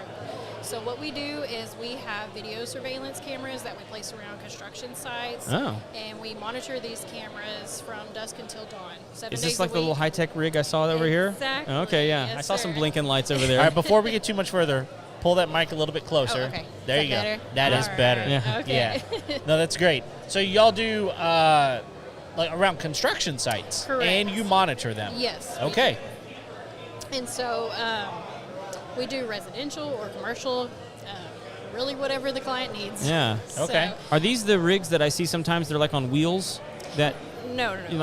okay, so not those. No, ours are stationary. They're in the ground. They Oh. are buried and on 10-foot poles. Oh, okay. So nobody's going to mess with these cameras unless Yeah. they have a ladder. Okay. So, All right. and as well as the cameras, we do provide off-duty police coordination. So if someone needs a police officer or security guard on site, we do provide that service as well. Okay. Okay. So and like the reason you guys are there, I assume, is to prevent theft of material Correct. and vandalism. Right. Is that? I mean. Yes, I mean, that's exactly what we do. Okay. I mean, even if, so our cameras, they are triggered by motion. Right. And this has to be some kind of a heat signature. So that's only going to trigger from a person or a vehicle or an animal walking around. Okay. Yeah. So as soon as we get that notification, we have our monitors, they'll check that. And if it pops up, there's somebody walking around, they're going to call the client like, hey, there's someone walking around your site. Are they supposed to be there? Right. And if that client says no, we're going to dispatch police immediately. Yeah. And so, we try to mitigate as much theft as possible. Yeah. And it does pay off. I mean, we have caught several people in the process of stealing material. Are you catching them because your cameras are discreet, or they don't care, or? Honestly, some people are very brazen enough to just do it right in front of the cameras. Okay. I guess they maybe think that they're not monitored, even though we have signs up. Yeah. But yeah. Because I know on home security systems now, if you jump on Nextdoor, people will talk about people doing stuff to their front porch all the time, even though they got a Ring doorbell. Oh yeah. But Absolutely. what they've done, and most of the time it's kids, but they've just kind of figured out if I wear a gator and I take the license plate off my car, I'm probably going to get away with it. I mean. Because right. you can't identify him at that point. That's I mean, true. have you guys experienced that on? I mean, honestly, we haven't had anybody wearing a mask, ironically. Oh, really? So far, no. I mean, we get the best description that we can for the police officers, and, it's in their hands after that. So, Yeah. I mean, we'll get vehicle description, the person that's committing the offense. and Okay. Hopefully they'll get there quick enough to stop them. And so are these temporary systems? Yes, I mean, they're only in the ground. They're easily removed. They're not bolted. They're not cemented. They're just buried very securely in the ground. And it's no long-term contracts, just month to month. Okay. So we're very flexible. If you just Yeah. need it for 1 month, okay, we can deploy our cameras. They'll be there for you. And are they hardwired? How are they getting power? So all these systems are self-contained. They're all solar powered, and Oh, our cool. cameras run off of cellular towers. So we can put out in remote areas. As long as they have decent cell phone signal, we can get antennas that should pick it up. Oh, wow. So we don't need any power source required. It's all self-contained. So battery, solar panels, Correct. broadcaster, everything's just up at the top? Right, everything's in in our box that sits on top of the pole. These boxes are secure. It's locked. No one can get in it. Okay. So no one should be messing with these cameras. And like I said, it's 10 foot off the ground. Yeah. Good luck. You're gonna Right. get up there. And so Right. it's just a camera up there. There's no y'all can't speak through them, can you? Actually, we can. These Okay, good. cameras, we can speak through them. They do have a siren on them as well. It does record playback as well. So even though we're not monitoring during the day, if it does get triggered for some kind of motion, it'll record at least usually 30-second clip. We can set it longer. Yeah. And so if something does happen during the day, we should have video evidence of that happening. So if we have, say I'm building a home, it would be a good idea to have this on site. Oh, absolutely. Just to, a lot of people don't realize, even though you have a contractor there, they may not be liable for materials stolen. Like you maybe have to pay more if those walk off, and so like Right. that's I would imagine y'all's service would be a lot cheaper Right. than Exactly. Stolen material. yeah. Right. So our cameras do start at $395 a month Okay. for our single tower. And yeah, if you take that into consideration, that's not that much money per day. And if you're talking about $2,000 worth of material, that's just gone. That's out of your pocket. $2,000 worth of material is like a box of screws these I days. know. Like, That's it's a not even. sink. Yeah, it's like 1 2x4. Right, 2 pieces of wood. Yeah, exactly. Exactly. So I mean, yeah, you would be out that much money, Absolutely. just gone. Yeah. And so Well, yeah, because we interviewed. We had a really cool interview with a guy. I don't know. It was probably a year and a half ago now. David Sellinger. Yeah. And so they do. AI assisted home security. Yeah, exactly. But they have people that are monitored. That they, if someone comes on the property, they can tell them, hey, who are you? right. And it's a live person actually talking to them. Hey, who are you? Why are you here? And if you don't leave, we're going to call the cops. That kind of thing. And so having the ability to speak through the camera, like it's amazing what people know if it's a robot. Right, exactly. It's like, and he said that he's even had people like, well, you're not real. And he's like, well, if I'm not real, how do I know you're wearing a blue shirt right now, and then you're wearing this hat that has this logo on it, and you drove up in this car? Like, Right. how do I know? And they're like, oh. Yeah. Like, Well, that that's is not very good. replacement. Yeah. Exactly. So- Right.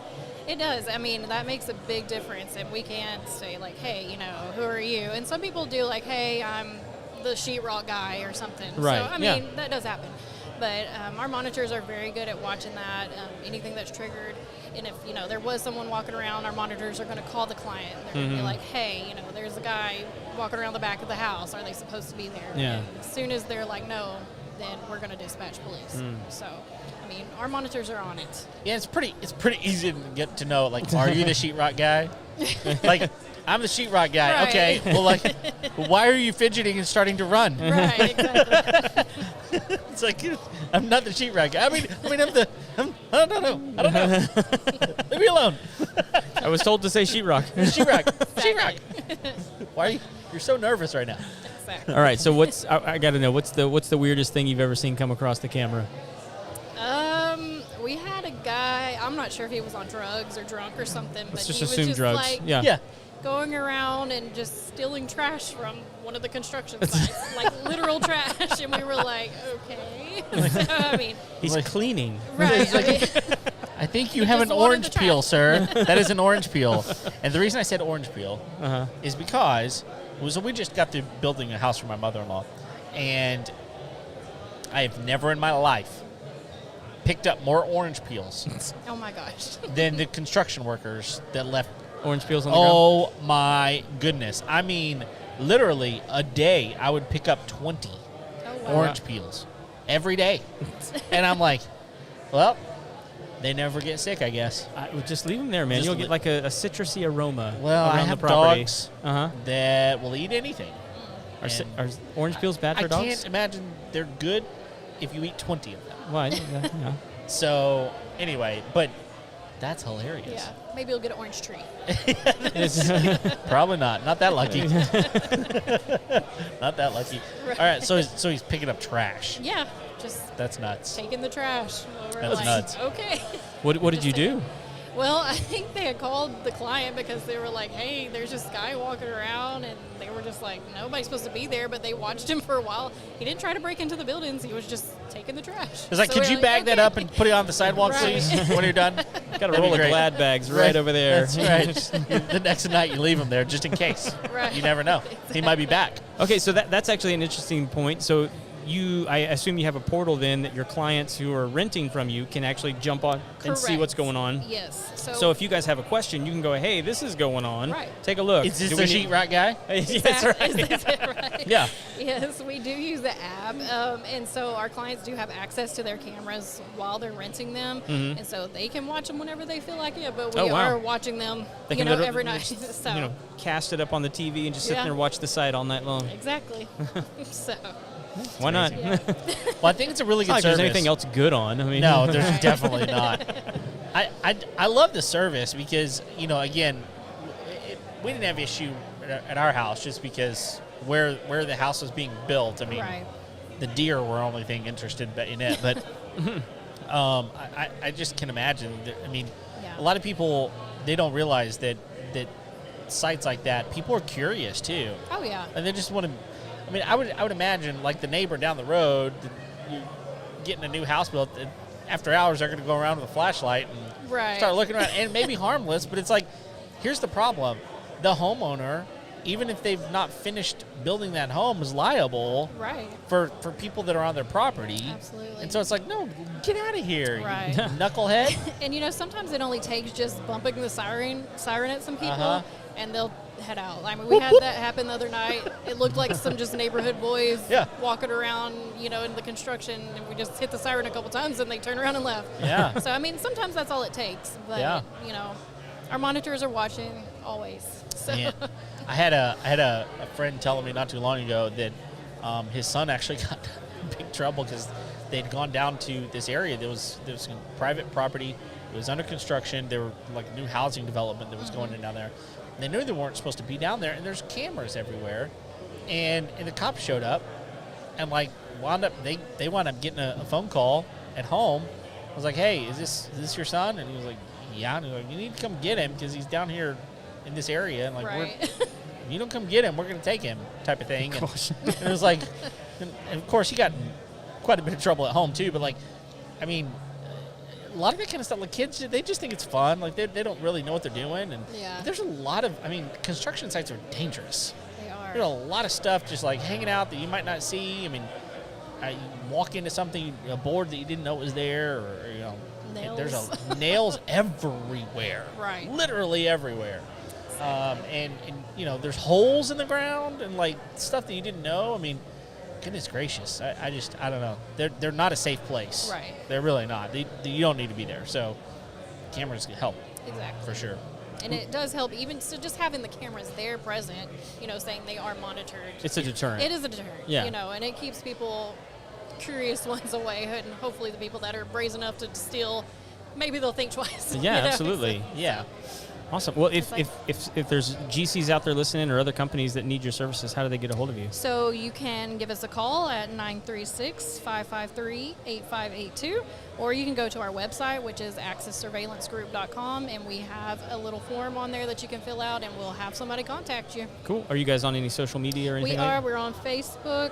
I believe that's all we're on right now, but Okay. just search Facebook for Access Surveillance Group, and we're there. Do y'all work all over the Houston area? We or? are in the greater Houston area. We are licensed for the state of Texas, so Okay. we can go further. Prefer to stay within Sure, the yeah. local area, Right. but we do have some cameras in out in San Antonio. We have some in Austin, and we do have some up in Garland.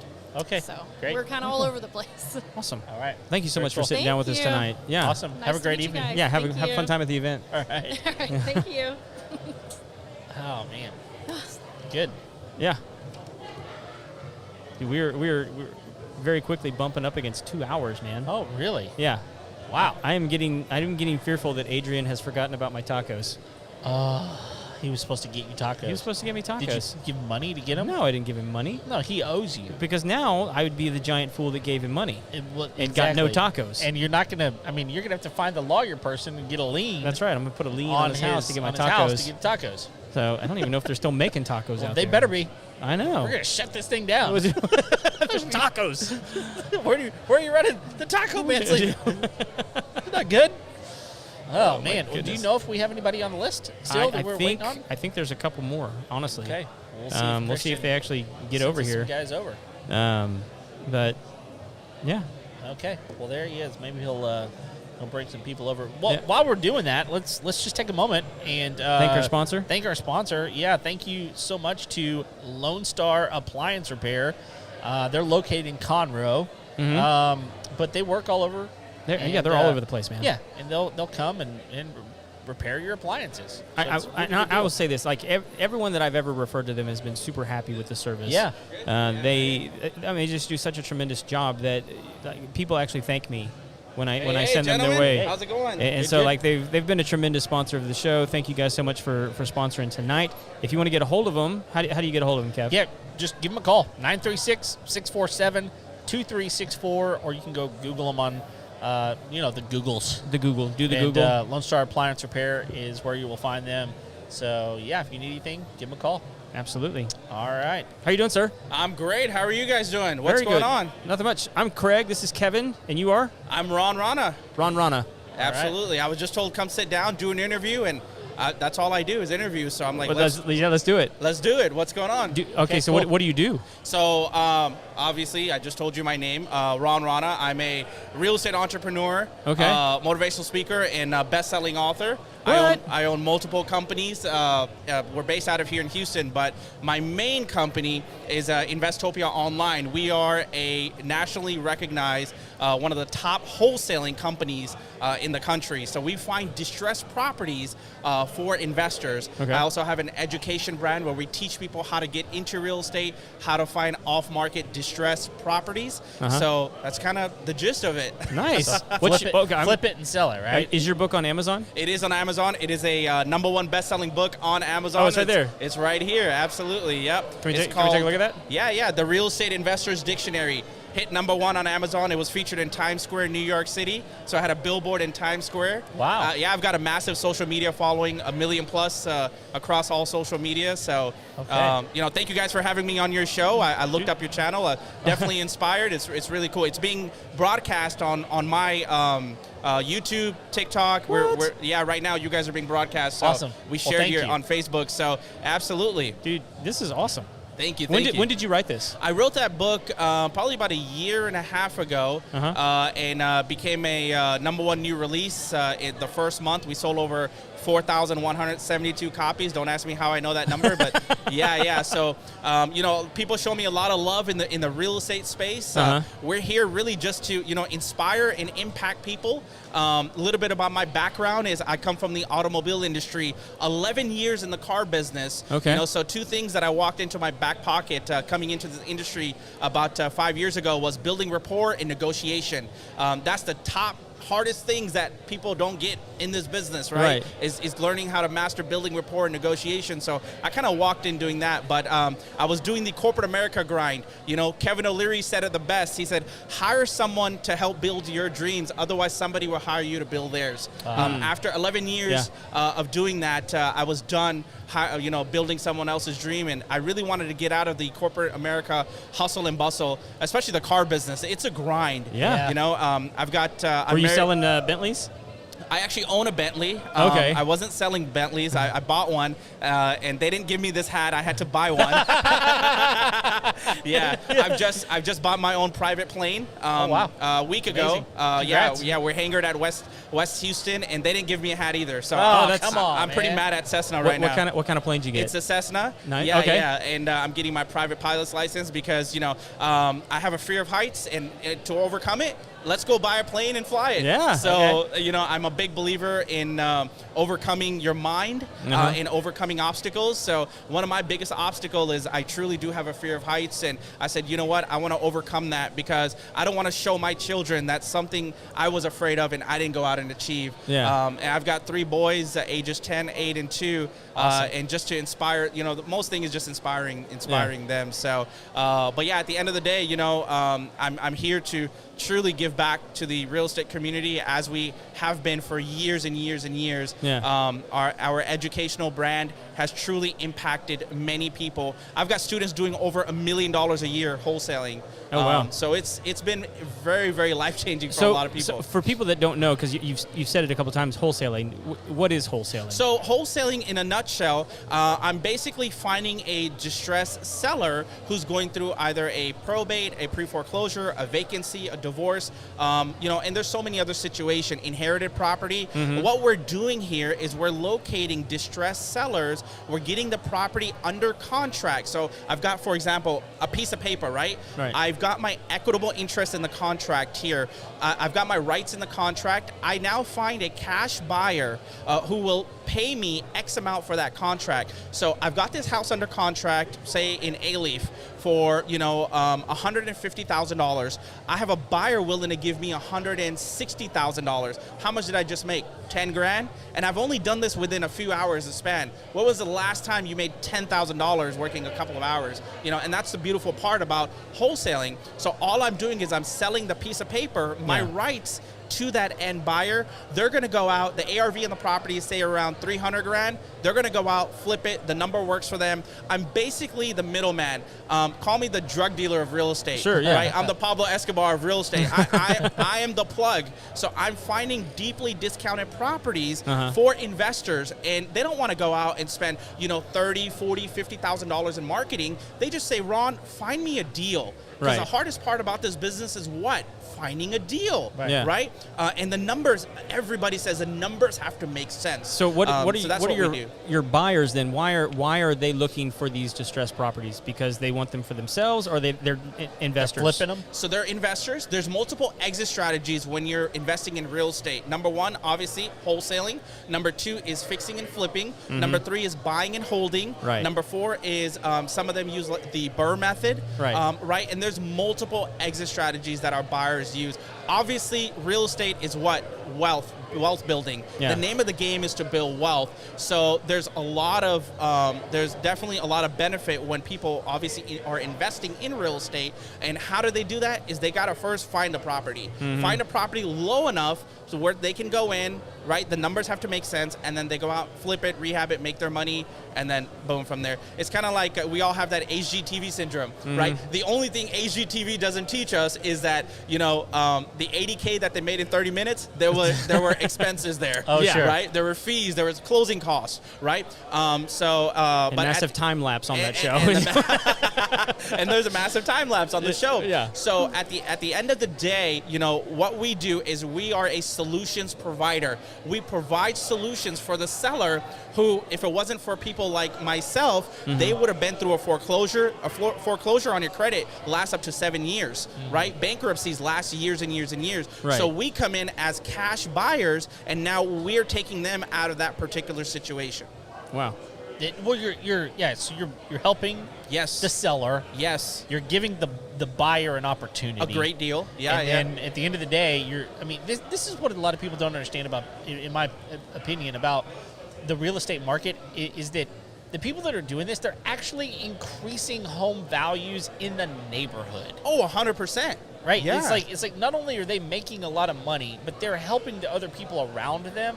And it's one of those deals like, that was just a house flip. Well, a house flip could be really good. Yeah. If it's being done correctly. And you mentioned the BRRRR method, which I think is like a huge thing in today's real estate market. It's massive. I think the guy over at Bigger Pockets claims he invented that. He probably did. Hey, he probably did. He probably did. Do you know that guy's name? Is it Josh? It's Josh something, yes. Yeah. Yes. I listened to a lot of their podcasts, and they have shout out to them. They're the goats. They've been doing it for a long they're time. They're still and killing it. Yeah, they're still. And they're like on their killing third or fourth host for that show. Oh, absolutely. They're doing amazing I think things. David Green's doing it now. Is he the main host? I don't even know. I mean, because what I started doing, I started watching like the Real Estate Rookie, which was one of their spinoffs. They have multiples, and it was just really interesting hearing some of the way they kind of. It's a mindset. It is a mindset because a thing. lot of people come from a mindset of poverty, a poverty mindset, a broken right? background. That's right. right. And it's not. And I don't mean when I say poverty, and I don't mean like people are seriously poor. But what they think is, if I don't keep working in this job, then I will be poor. Yeah. Instead of going, well, there's ways for me to actually make money that will make me wealthy. Yeah. And it's a different mindset. And the statistics show us that, and it's true, Americans are one paycheck away from poverty. Yeah. That's how bad it is in America right now. So our goal as, business owner, as entrepreneurs, is that we want to inspire people to break their generational curses. Many of us are walking through life being generational thieves, and we don't even know it, right? We're working for someone. We're helping building someone else's dream. There's nothing wrong with that, but at the end of the day, who's helping you build your dreams? Right? Yeah. Who's helping you build your economy? Because look at inflation now. You talked about ARV, right? Inflation is at an all-time high. And let's face it, the government's not going to come and save you. They're the same people that told us we needed a $1,200 stimulus check that'll last us a year. Yeah. And they're making millions of dollars. By the way, you're going to have to pay taxes on that. Absolutely. Shout out to my boy Sloppy Joe Biden. It's what Sloppy Joe, it is what it is. But don't get me started on that. But at the end of the day, if you don't take action, nothing works. And going to your line about poverty, it's true. I was poor. I'm raised by a single mother. I'm one of 4 children, but I retired my mother through real estate, right? That's the power of real estate. And real estate is such a great vehicle that nobody can actually put it in their pocket and steal it from you, right? It'll last you. At the end of the day, it is something you can touch, feel, smell it. And the saying is true: buy as much land because God's not making any more of it. Yeah. You know, that is the famous Lex Luthor line. Absolutely, right? And that saying is true, along with, you know, don't wait to buy real estate, buy real estate and wait. And we talk a lot about in our multifamily sector. I also teach my students how to source off-market multifamily deals. So we do a variety of deals. We do land, single family, multifamily, storage unit, commercial properties. I mean, my multifamily deals are massive. One multifamily deal, we made $390,000 wholesale fee with no money, no money down. We didn't use any of our credits. We didn't use any banks with no license. That's why wholesaling is so lucrative, because people obviously are getting into this with, you know, none of the above. Now, at the end of the day, are there some bad apples out there? Yes, there are. And I'm all for, you know, regulations on wholesalers because there are people running rapid. There are people who are you know, leaving sellers high and dry at closing, right? Their wholesalers are saying, you know, you have Sally Mae, no pun intended, you have Sally Mae, you know, who's getting married to Freddie Mac in Florida. She lives in California. She's moved everything. She's moving to Florida now, and the wholesaler goes, hey, I can't close on your house on closing day. And she's 80, you know, she's almost 60, 70 years old. You know, that's not right. She'd have to be with a name like Fanny. Yeah, right.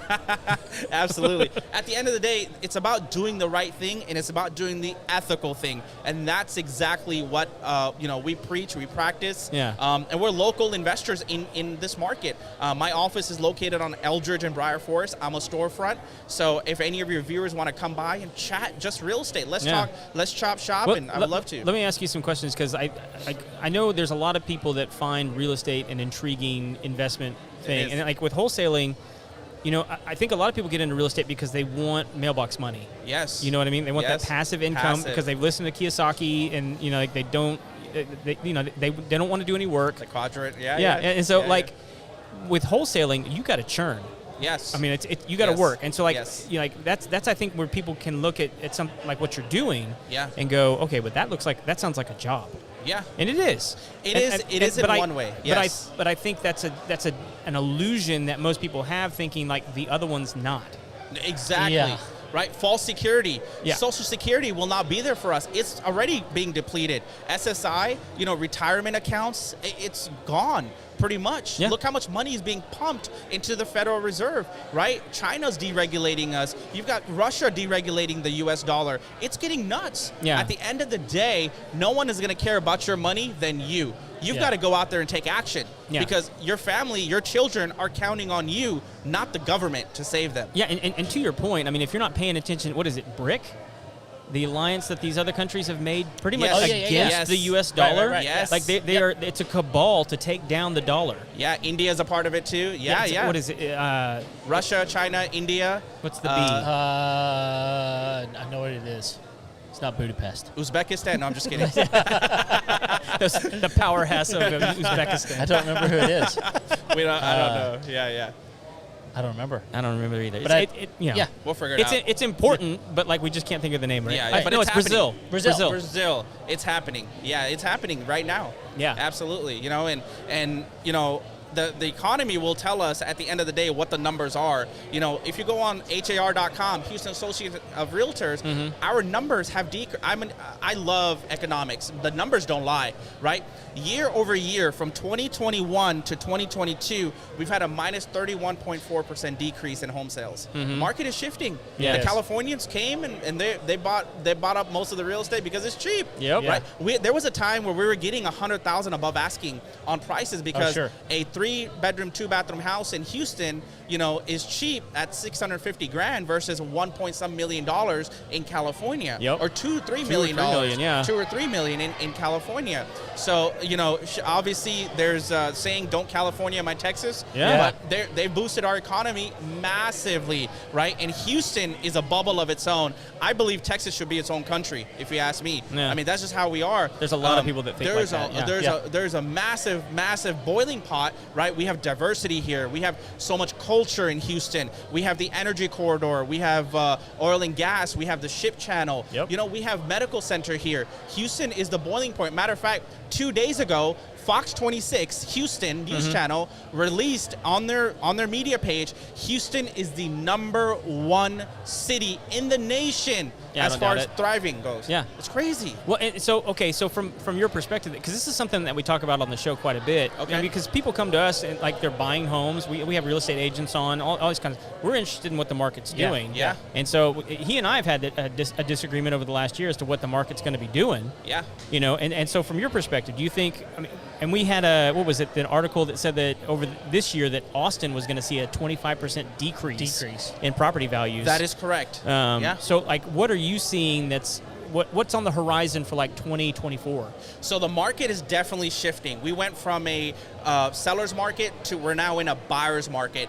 Days on market, the average days on market went from 34 days all the way up to 50 plus. We're at 56, 57. Don't quote me on it. I just looked at the numbers yesterday and I forgot what I ate for breakfast today. But the numbers are there. It's definitely somewhere around there. 2024 will be interesting to see after the dust settles with the interest rates that are going. Obviously, I'm not an economics. I can't forecast it, but the writing's on the wall, like they say, right? Where is the economy going? It's going to shit.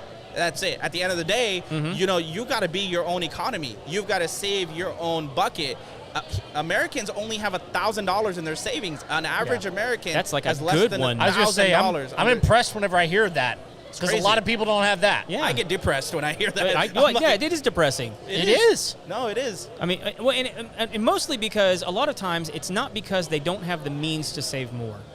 Well, but they've got a poverty mindset. We live It above makes a our difference. means. We do. Everybody does. I think that's the thing is like we live in such a way. It's like I gotta do what you do, or I gotta do what you do. Yeah. I gotta have that house, or I gotta have that car, and I gotta do all these things. And at the end of the day, it's like, and you mentioned it, like your family's the biggest thing in my opinion. Like you've got to take care of yourself and your family, and at the end of the day, like I don't care what you drive. Most people don't. It doesn't matter. It doesn't matter. All. I mean, No. but if you can buy it, buy it. But if you can't, don't. Don't. Yeah. But that's really what it comes down to. And for a lot of people, it's hard to hold on to money. Yeah. It's easy to get rid of it, and they're in massive amount of credit card debt. Yeah. And they just don't know what to do. And so what I find interesting about the real estate sector of things is there's no ceiling. Yeah. I think so many people hit their ceiling early in life, and they don't know how to get out of it. Yeah. Real estate, there's no ceiling. There is no cap. There's no cap. There's no cap.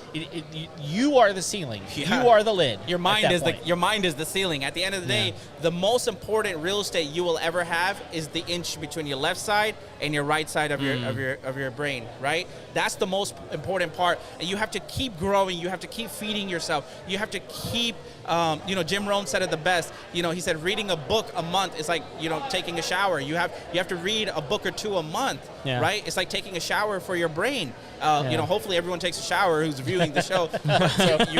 Or on the show. Right? But at the end of the day, you got to keep feeding your mind, right? Yeah. And that's where we're at. And I believe it's our fiduciary responsibility for people who have a social media following to go out there and impact people, to go out there and inspire people, to go and take action, right? Some people just need to fire their bosses, and some people just need to get out of their way. Yeah. Because you're your biggest enemy. You are your biggest enemy at the end of the day. You're gonna be the difference between making $100,000 a year, making $1 million a year, right? And the saying is true. There's a devil at every level. The guy who's making $1 million a year has different problems than the guy who's making $100 million a year. Yeah. So again, right? You got to get yourself out of the way. Mindset plays a massive, massive part. Chapter 1 of my book is mindset. That's how important. That's how important it is. And there's so much knowledge. It's again, it's an entire dictionary. Everything from arbitration to zoning. we have to know this stuff. The problem with wholesaling, and can I be real with you guys? Yeah, go ahead. The problem with wholesaling is not only just obviously, as not as regulated as it should be, but is misinformation. People go on YouTube University, they watch a 2-minute video on how to fill out a contract, all of a sudden they're locked into somebody's house, they get sued, and then say, oh, wholesaling doesn't work. Yeah. That's the problem. Misinformation and misguidance. There are many people out there who will take 90 grand out of your pocket to teach you, right? A lesson, the secret sauce, the secret method, right? At the end of the day, follow people who are actually doing the business. Yeah. Don't follow the gurus. Follow people who are actually in the trenches, who are in your local market. So I'm sure you guys have viewers all across the country. Find someone who's doing it. And if you're in Houston, reach out to me. I would love to definitely sit down with your viewers and talk shop and how we can help them build their wealth, just like we're doing for a lot of people. Yeah, the thing that you're talking about is actually really good advice I heard from Jim Rohn one time. It's like, look, one of the best things you can do is find somebody who's doing the thing that you want to be or doing the thing that you want to do. Invite them to dinner. Yeah. Spend time with them. Take dinner costs what? $60 maybe. $60. I mean, but take them to dinner and just ask them questions. Yeah. How did you do what you did? Yeah.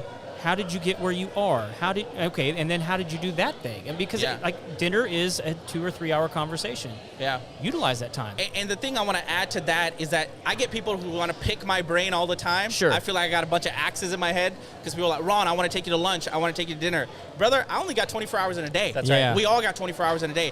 Either I'm going to get a job, I'm going to treat this like a job and not spend time with my children. Mm-hmm. Damn, I got into this business to spend time with my kids. Yeah. Right. And now you're pulling me away from that, right? I'm not opposed to sitting down with people, but bring value to the table. Yes. When I first got started, my main question was, how can I serve you? They're like, what? Wait. Normally people ask me, what can you do for me? What can you do for me? Yeah. Right. And I came with the angle of, hey, can I cold call for you? Can I go put some door hangers for you? Can I go drive you around neighborhoods and see what you look for in properties? That's the biggest lesson that I would tell somebody listening. Be a servant. Be a true servant, right? And just go out there and offer your services, because somebody of my magnitude or anyone who's doing high volume and who's successful in this business, they're not going to want to give you all their secrets, because why? Right. I have spent hundreds of thousands of dollars in my education is not cheap. Right. But when you come to me and said, hey, how can I serve you? Obviously, I don't need somebody. I've had people offer to wash my car. I'm like, no, I'm good. First of all, you'll scratch it. Right. No. I'm just kidding. But no, I had to pay for this hat. We're not looking, right? We're looking for people who are really hungry, who really want to take action, right? That's the difference between the 1% and the 99%. We live in such an entitled society. Give me, Yeah. right? And being, leadership, again, don't get me started on the whole democratic thing, but we live in entitlement society. People are expecting things. I'm like, why? Yeah. Who are you? Why? I've had people call me and say, you owe me. I don't know you shit. I don't even know you. What? I don't know you. Who are you? I've been this, I've been that, I've been grinding and this. Well, good for you. I've done that too. Yeah. I came out of the mud. No one was there to help me to get out of the mud, right? Now that I'm a success, I want to help as many people as we can. And I tell people, have you done this? Have you done that? And this is before the book. Now I just tell people, hey, have you read the book? Yeah. Straight up plug. It's a couple bucks on Amazon. Yeah. Right? And go buy it and go read it, because it's the no bullshit. It's going to give you all the details of how to get your first deal. I mean, on average, our students are getting their first deal within 2 weeks. So we've been able to dial it down. We've been able to hone in into our marketing. Mm-hmm. We know what we're looking for. And we take the partnership approach with our students. We partner with students on deals. Okay. So that's how we're successful. So you have like a program that people can step into, and you're going to help them. Yeah, we do navigate. We do free seminars. We do free workshops. It's not a Tony Robbins rah trampoline jumping seminar. Sure. It is a true grits. It talks about everything. I know this is a contractor network. Yeah. We talk about contracting prices, price per square foot. We really give them that education. So anyone else, I'd love to plug my phone number. If people please. are, Whatever you want to put up there, man. If people want to reach out to us, my number is 832. Hold on, I forgot my number. 501-3464. 832-501-3464. 3464. Text us the word podcast, and what we'll do is, I know they'll be coming from you guys. Okay. If you guys text me the word podcast, I will send you a copy for free of my book. There you Oh, go. nice. That's huge. That's for you guys. Well, thank you, man. Thank you for having me on your show. Dude, thank All you right. for coming on. This is Well, awesome. glad you're here. I'm excited to check the book out. Yeah, me too. So I do have a quick question about it, just because I'm curious. Did you self-publish? I did. So, I okay. did self-publish. The Yeah. reason I wanted to ask that And is I don't have a because- ghostwriter either. I wrote this myself. Awesome. The reason I wanted to ask that is because I think there's a lot of people out there that have a book idea Yeah. that feel like there's a barrier to entry Oh, because yeah. you need a publisher. Yeah. Right? And you just I'm going to Yeah. publish it myself. Did Yeah. you do it through Amazon? I did it through Amazon, and then I used my leverage through Amazon to get into Barnes & Nobles. Oh, so wow. it'll be available in Barnes & Noble. A self-published book. That's From awesome. a brown kid from A-Leaf. I haven't done bad for myself. You know what I'm saying? That's awesome. So at the end of the day, my people are the doctors, engineers, or working at gas stations. Yeah. I'm breaking the cultural barrier. I'm here to inspire people. You know, you don't have to be a specific color to be successful in this No. world. At the Not end of the even day, close. yeah. I'm sure you guys are getting flooded on your comments right now, and No, we're good. A lot of people are. Oh, you know, Jose's tuning in. actually excited that you're on. Yeah. So. Absolutely. I don't know who Jose is, but thank you, Jose, for tuning in. And, I love to come back on your show anytime you have it. Yeah. Let me know. I'm a local cat here, and we'll love to, sit down and Oh, chop sweet. shop more. So our studio is up in Conroe, but we're at every single one of these events. Yeah, so, we do a live event here, and then we do one up in Magnolia for another group.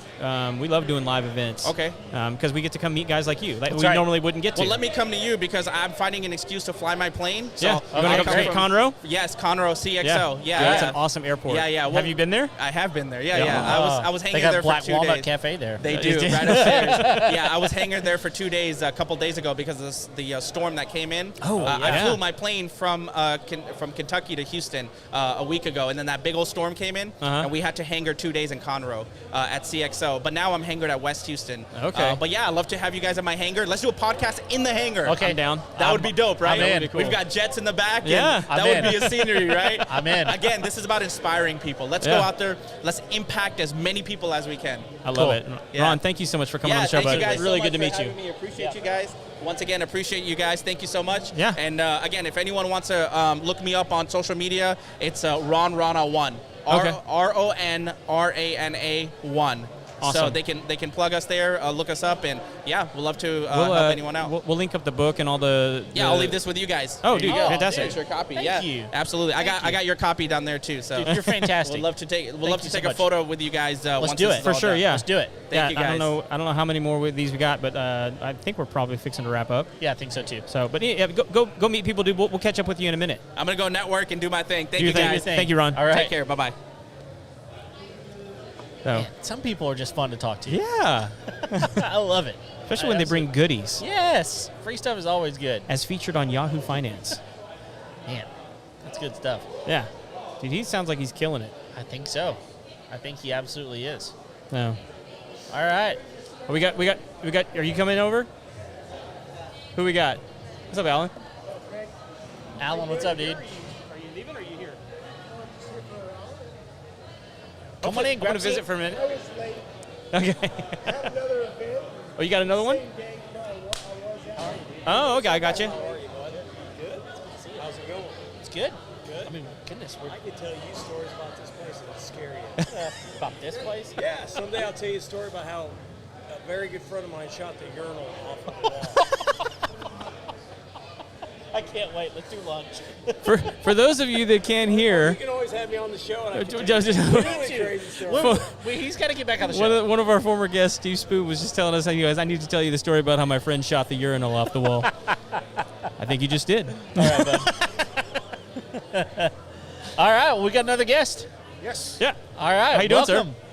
Doing all right. How about you guys? Good. What's your name? My name is Jorge Vallejo. I'm with K&K Construction. Okay. What kind of construction you guys do? We're general contractors. Basically, we do house flippings, but mostly we deal with home remodels Okay. and residential, and we're now going into commercial. Oh, okay. Yeah. Like outfitting like storefronts and stuff like that? Yes, and we just got done rehabbing an apartment complex, about 84 units. Oh, wow. Yeah. So it's Like you just finished? We spent about a month there, and we just got done last week. 84 units in a month. Well, Not 84, but the Okay. apartment complex was 84 units. Okay. How many units did you guys knock out? Well, we knocked out quite a few. I'm not going to. You don't know how? You don't remember how many? Well, I'm going to say it was more than a handful. Okay. There you go. So with like an apartment place like that, are you guys get brought in because like they have some units that have just gotten dilapidated because they've been abused, or is it like, hey, it's just time? Or More so, we also did the facade, the front, the entryway, which is one of the biggest things that the owner wanted. yes, that's how they get people in there. Exactly, Yeah. exactly. What you see is when you're passing by, if you see something ugly, Yeah, you're not gonna stop. You're going to That's keep right. going. Yeah. So we were able to go ahead and create a better front facade, front entry Yeah. for him, and basically, they're going one by one, and eventually we'll hopefully get all 84 units done. Sure. Mhm. But it's usually one of those things where you're going, person moves out, Yeah. you go in. Person moves out, you go in. Yeah. So this is going to be an ongoing contract for us in the future. So we're kind of happy about That's that. awesome. You build that relationship with the complex, Yeah. with the owners, with the Pull management. that just a little bit closer. Alrighty. Yeah, there you go. There you So go. you get to go ahead and build that relationship with the owners of that apartment complex. Yeah. The manager. It was funny because just that relationship. It was more of a once you get after a couple of weeks, it's no longer Mr. So and so. It's hey brother, hey boss, how you doing? Yeah. And he's calling me, hey, what do you think about this? What do you think about that? And so he's gauging my interests, my opinions. So it's good when you build that kind of relationship with the client. Yeah. Yeah. Because a lot of times you get caught up and it's Mr. So and so, Mrs. So and so, and that's it. Yeah. You go in for a week and you're gone. Right. But to actually have to go through an entire month of seeing each other. I knew what he drove. I kind of, Yeah. hey, where do you go to eat around here? He Yeah. told me where to go eat. So it was interesting to build that kind of relationship with him. Yeah. Yeah. And so, but you guys are also doing like home remodels. Yes, we Yeah? do. We do home remodels and we do house flipping. Okay. So So do and you- when you do you- guys are in there, are you mainly doing like kitchens, bathrooms? yeah, we do. We've done bathrooms. We'll do, repainting rooms. A lot of times, they want a new color. Kids' rooms, they'll change from, a kid being maybe 8, 9 years old. Now they're a teenager, Yeah. and they don't want that pink room. Yeah. Now they want to go to that goth black, or they want to do the grays, but darker shades of colors. Yeah. And so that the pink and the white are gone.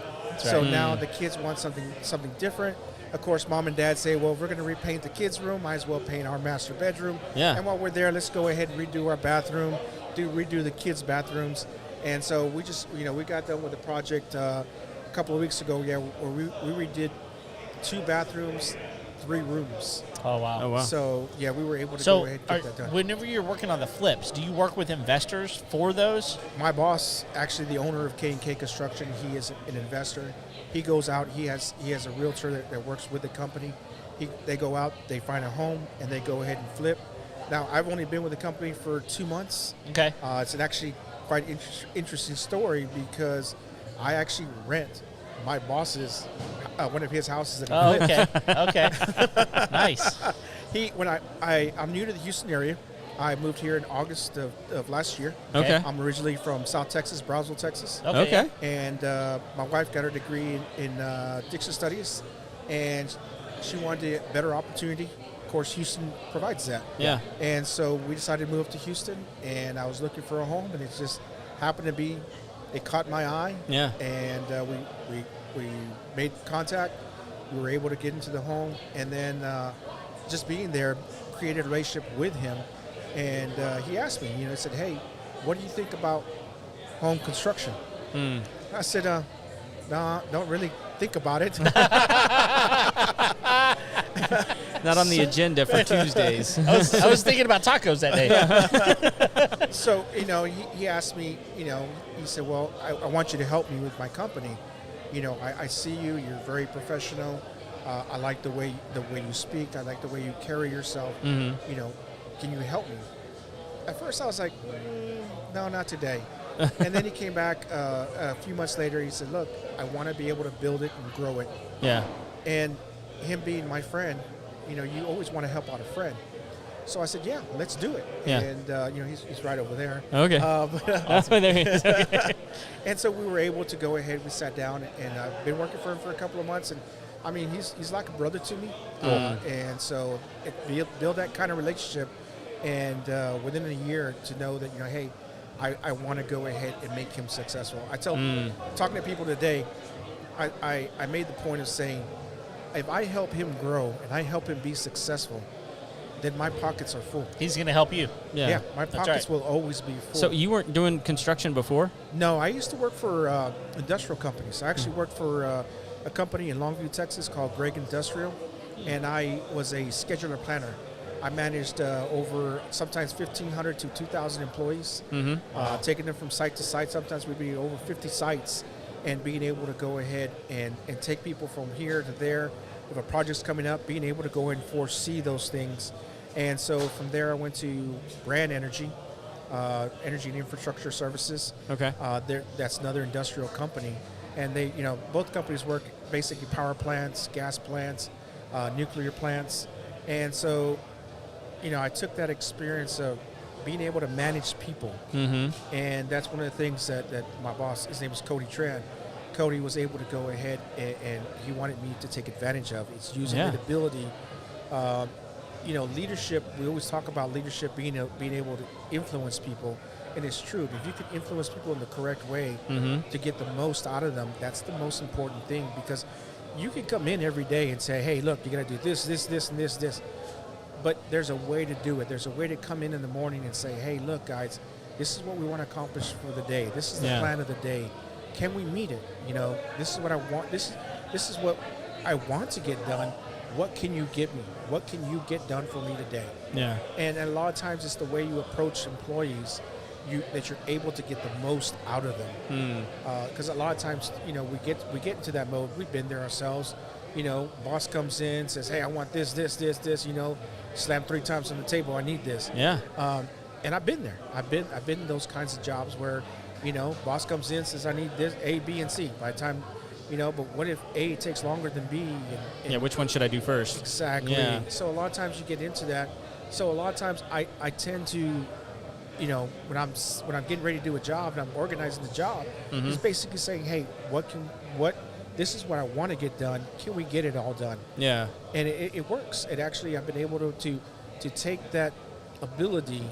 I've been an HR manager before, but to be able to take that ability, the skills that I have, and incorporate them into construction life now, and being able to go out to work sites, because now I'm a project manager for K&K Construction. So now I go out there and I go and I visit these sites and, hey guys, can we get this done? Yeah, it's all about efficiency, right? Yes, exactly, efficiency. And if you can get the most out of your guys, you know, the quicker jobs can get done. Because if we get job 1 done, we can move on to job 2. Well, and it's not just about getting it done for you. It's getting it done for the customer and the client. Because here's the thing. First of all, you hear horror stories of people that get into a house build or a house remodel or something, and it takes them, you know, months and months and months longer than they anticipated it was going to take. And so we just got through building a house for my mother-in-law, and people said, hey, so is it done? How'd it go? And I was like, I still want to talk to my contractor.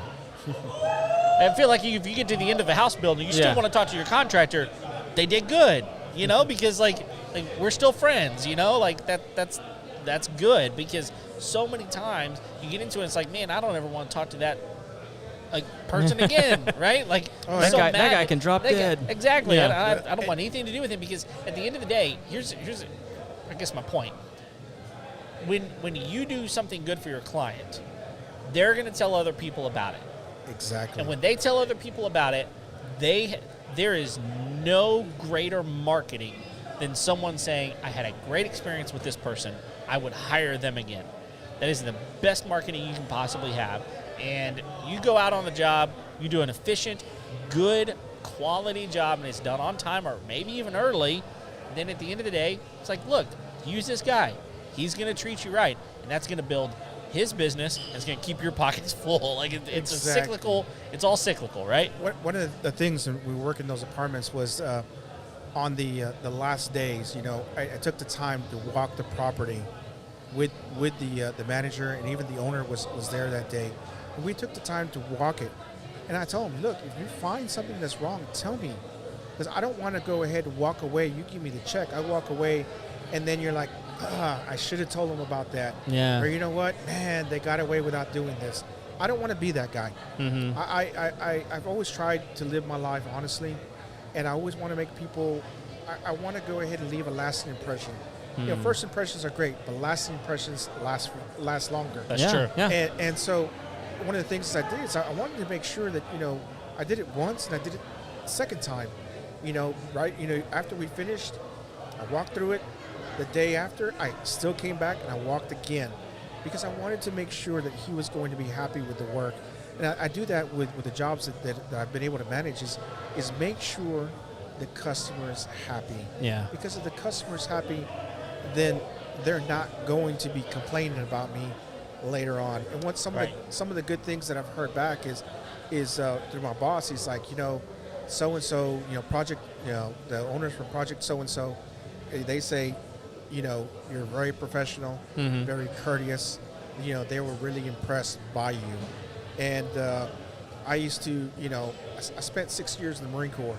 Oh. And one of the things that I learned from the Marine Corps was confidence. Yeah. When I was in high school, I was about 5'10", weighed about $105. I was a scrawny guy, but when I went to the Marine Corps, of course, you build muscle, you build yourself up. Yeah. But it also built my self-esteem, it built my confidence. So getting out of the Marine Corps, being a veteran, I'm a disabled veteran. One of the things was I'm able to go ahead and get out. Yeah. And I have that confidence when I'm talking to people, and I'm able to go ahead and I remember my P's and I remember my Q's, and I try to be as polite, even when I know they may have done something wrong. I apologize. We should do better next time. And they look at that and they're like, wait a minute, it wasn't your fault. Yeah. But still, I apologize for the inconvenience. It's a reflection too. That this may have caused. Wow. We'll do better next time. A lot of times that actually will build that relationship better. Yeah. And you said it. Do they still want to say my name? Yeah, when they're exactly. done? Yeah. Exactly. And they do. And so we just went to see a job, I think it was in Richmond, just a few days ago, and they said, we heard about you. That's the, those Could are be the best or the worst thing that's. We heard about you. Well, that could be but those could be the best 4 words you'll Absolutely. hear from anybody. Yeah, that's right. We heard about you. Yep. Yeah. And so that means a lot to me, and it means a lot to my boss. I tell him, stand behind your work, and your work will speak for you. Yeah. And if you do good work, then people will come and they will find you. Sure.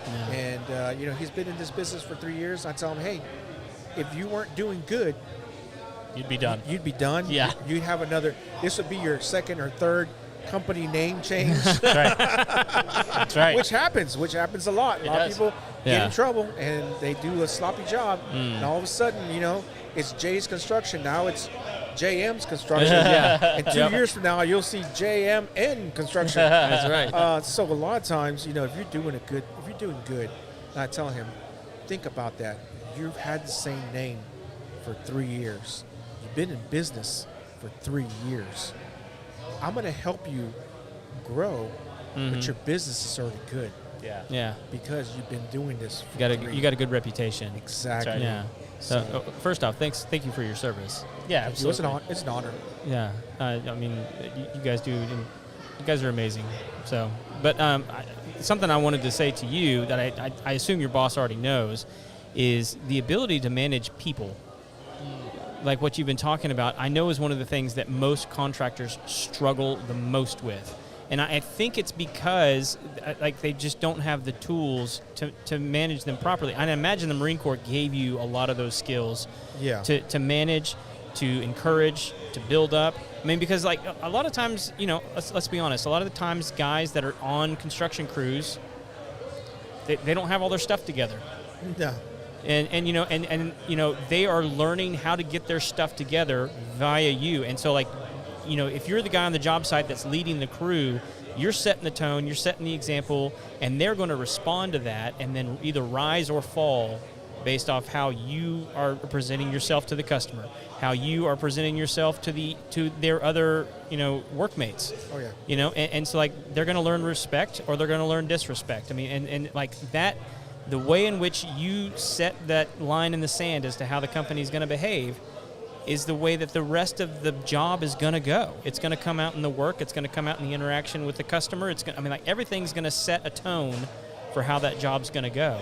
And so if you're having success and and you're doing a good job managing those people, kudos to you, man. I mean, like, I think you're going to be in that top 80% that, most guys fizzle out, not because they're not good at what they do, but because they suck at dealing with their employees.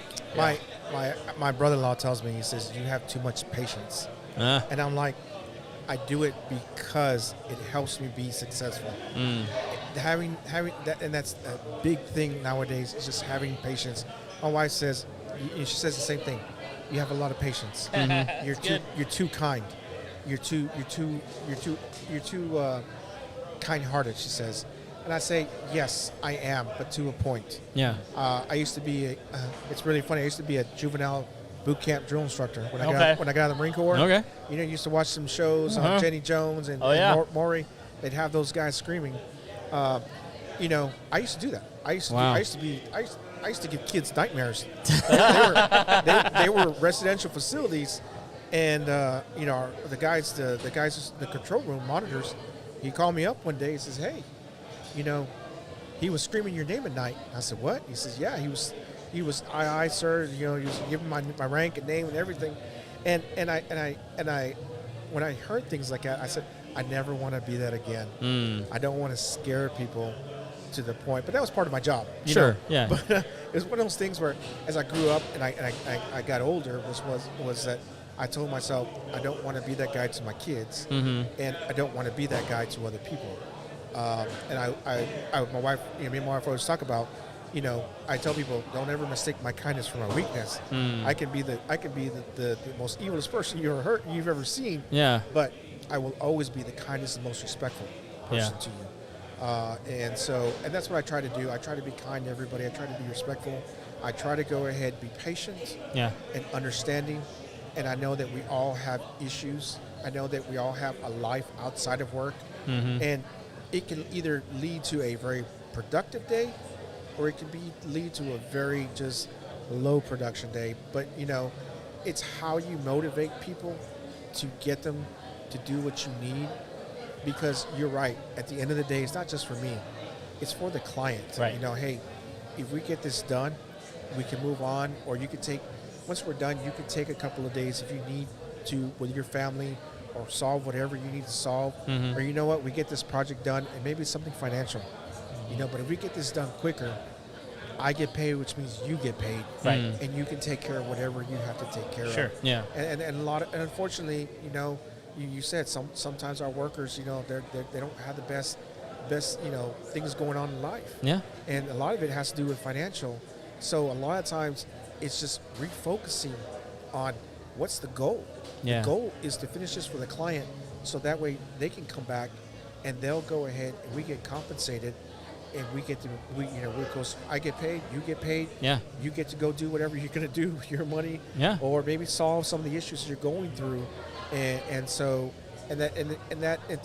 enables me to go ahead and see the whole picture. Yeah. I'd rather an employee be honest with me and tell me, hey, look, this is what's going on. This is what's happening. And that way I can go ahead and be like, okay, I got you, bro. I got you, but let's do this so we can get it done. Yeah. And sometimes so, they just need to see the guide on up at the front. Yeah. Like where they need to know where they're going. Yeah. That's right. So, I think that's important too when talking to folks. And, been doing this for 2 months now. My boss tells me, do you like it? And I'm like, well, it's not a question of like or dislike. It's, is it fun? Yeah. Because, you can like something all day, but is it fun? Yeah. It's fun. Good. It's fun for me to go out, look at something and be like, okay, I transformed this Yeah. from this to this. It may have taken me a month or it may have taken me 2 weeks, but I'm able to go ahead and see from the beginning to the end. Yeah. And that, to me, that's the best part. That's the best part of construction. Being able to see it from A, and now I get to see it at Z. and that's what he's been able to give me the opportunity to do. Mr. Tran has been able to give me that opportunity to jump in this, not, I tell people, I don't put my hands on anything. You don't want me to put my hands on anything. Don't ask me to pick up a hammer. That's right, yeah. And Cody be the first one to tell you, no, don't pick up a hammer, George. That's right. Mr. Jorge, leave the hammer there. So, so, he's given the opportunity and just to be able to go ahead and have fun. Yeah. And, we kid around, me and him, a lot of times, we're always joking, but because it's fun. And if you can make your work fun, Yeah. you can keep doing it every day. You'll never lose. Yep. Yeah. That's Day right. in, day out. Yeah. You're gonna have fun, and that's what I'm having. I'm having fun. I got that. You get sometimes in your life, and you're like, I was retired part of this. Prior to jumping into this, I was retired. I was set for life. Yeah. I wasn't worried about things, but being able to go ahead, he asked me, I said it, and now it's just giving me like a rebirth, sort of speaking, and I'm able to go ahead and do things that I didn't think was possible. And he's always asking me, "Are you okay? Can you handle it?" Yeah, That's awesome. I got it. He went on a cruise for a week, a couple of weeks ago, and I said, "Go, boss, do what you got to do. Go have fun. Yeah. I've got this." And he says, "Are you sure?" I said, "Yeah." I said, "Just leave me all the checks signed, and I'll be okay." Just leave me the cash, leave me the cards, leave me whatever I got. Don't lose it all in the casino. We'll be good. That's right. He was able to go ahead and that's, to me, that was the best part. Yeah. Seeing him able to go have fun, with his family. Yeah. And I got this. Don't That's worry awesome. about it. I got it. Yeah. I got your back. Go do what you got to do. And that, to me, is the biggest reward for him was to be able to do that and not have to worry about what's going back, back on home in Houston. Yeah. That's right. And we had very little communication. We'd send an email every now and then, but other than that, it was, I was running the show. That's great. awesome. So, Jorge, I think we're about to shut this place down. All right. It looks like it. Yeah. Dude, thank Yeah. you so much for sitting down. If people want to hire you guys, how do they get a hold of you? they can find us on Facebook, K&K Construction, Okay. and we're on there, and just look us up. We also have, we're on the Contractor Network. There you as go. Well. So I think great. That's an awesome Facebook page. I Yeah, mean, yeah. It A lot of good definitely- work comes through there. Oh yeah. So yeah, we're out there. Appreciate All it, right. man. Thank you so much for sitting down with us. Very cool. Thank you. Thanks. Alrighty. Have a good one. Kevin, You I too. think we're about out of time, bud. I think so too. We've been around for a while, so Yeah. hey, listen, thank you guys for hanging out with us, spending time with us, man, we've had a blast. We talked to a lot of really, really great people. So Yeah. For those of you who haven't already, Yeah, if you haven't yet, what's wrong with you? what are you doing? Click the subscribe. That's right. Like us, subscribe. Go over to YouTube, subscribe there. That would be really, really helpful. Leave us a 5-star rating and review on Facebook and on Apple Podcast. Until next time, we'll see you later. See ya.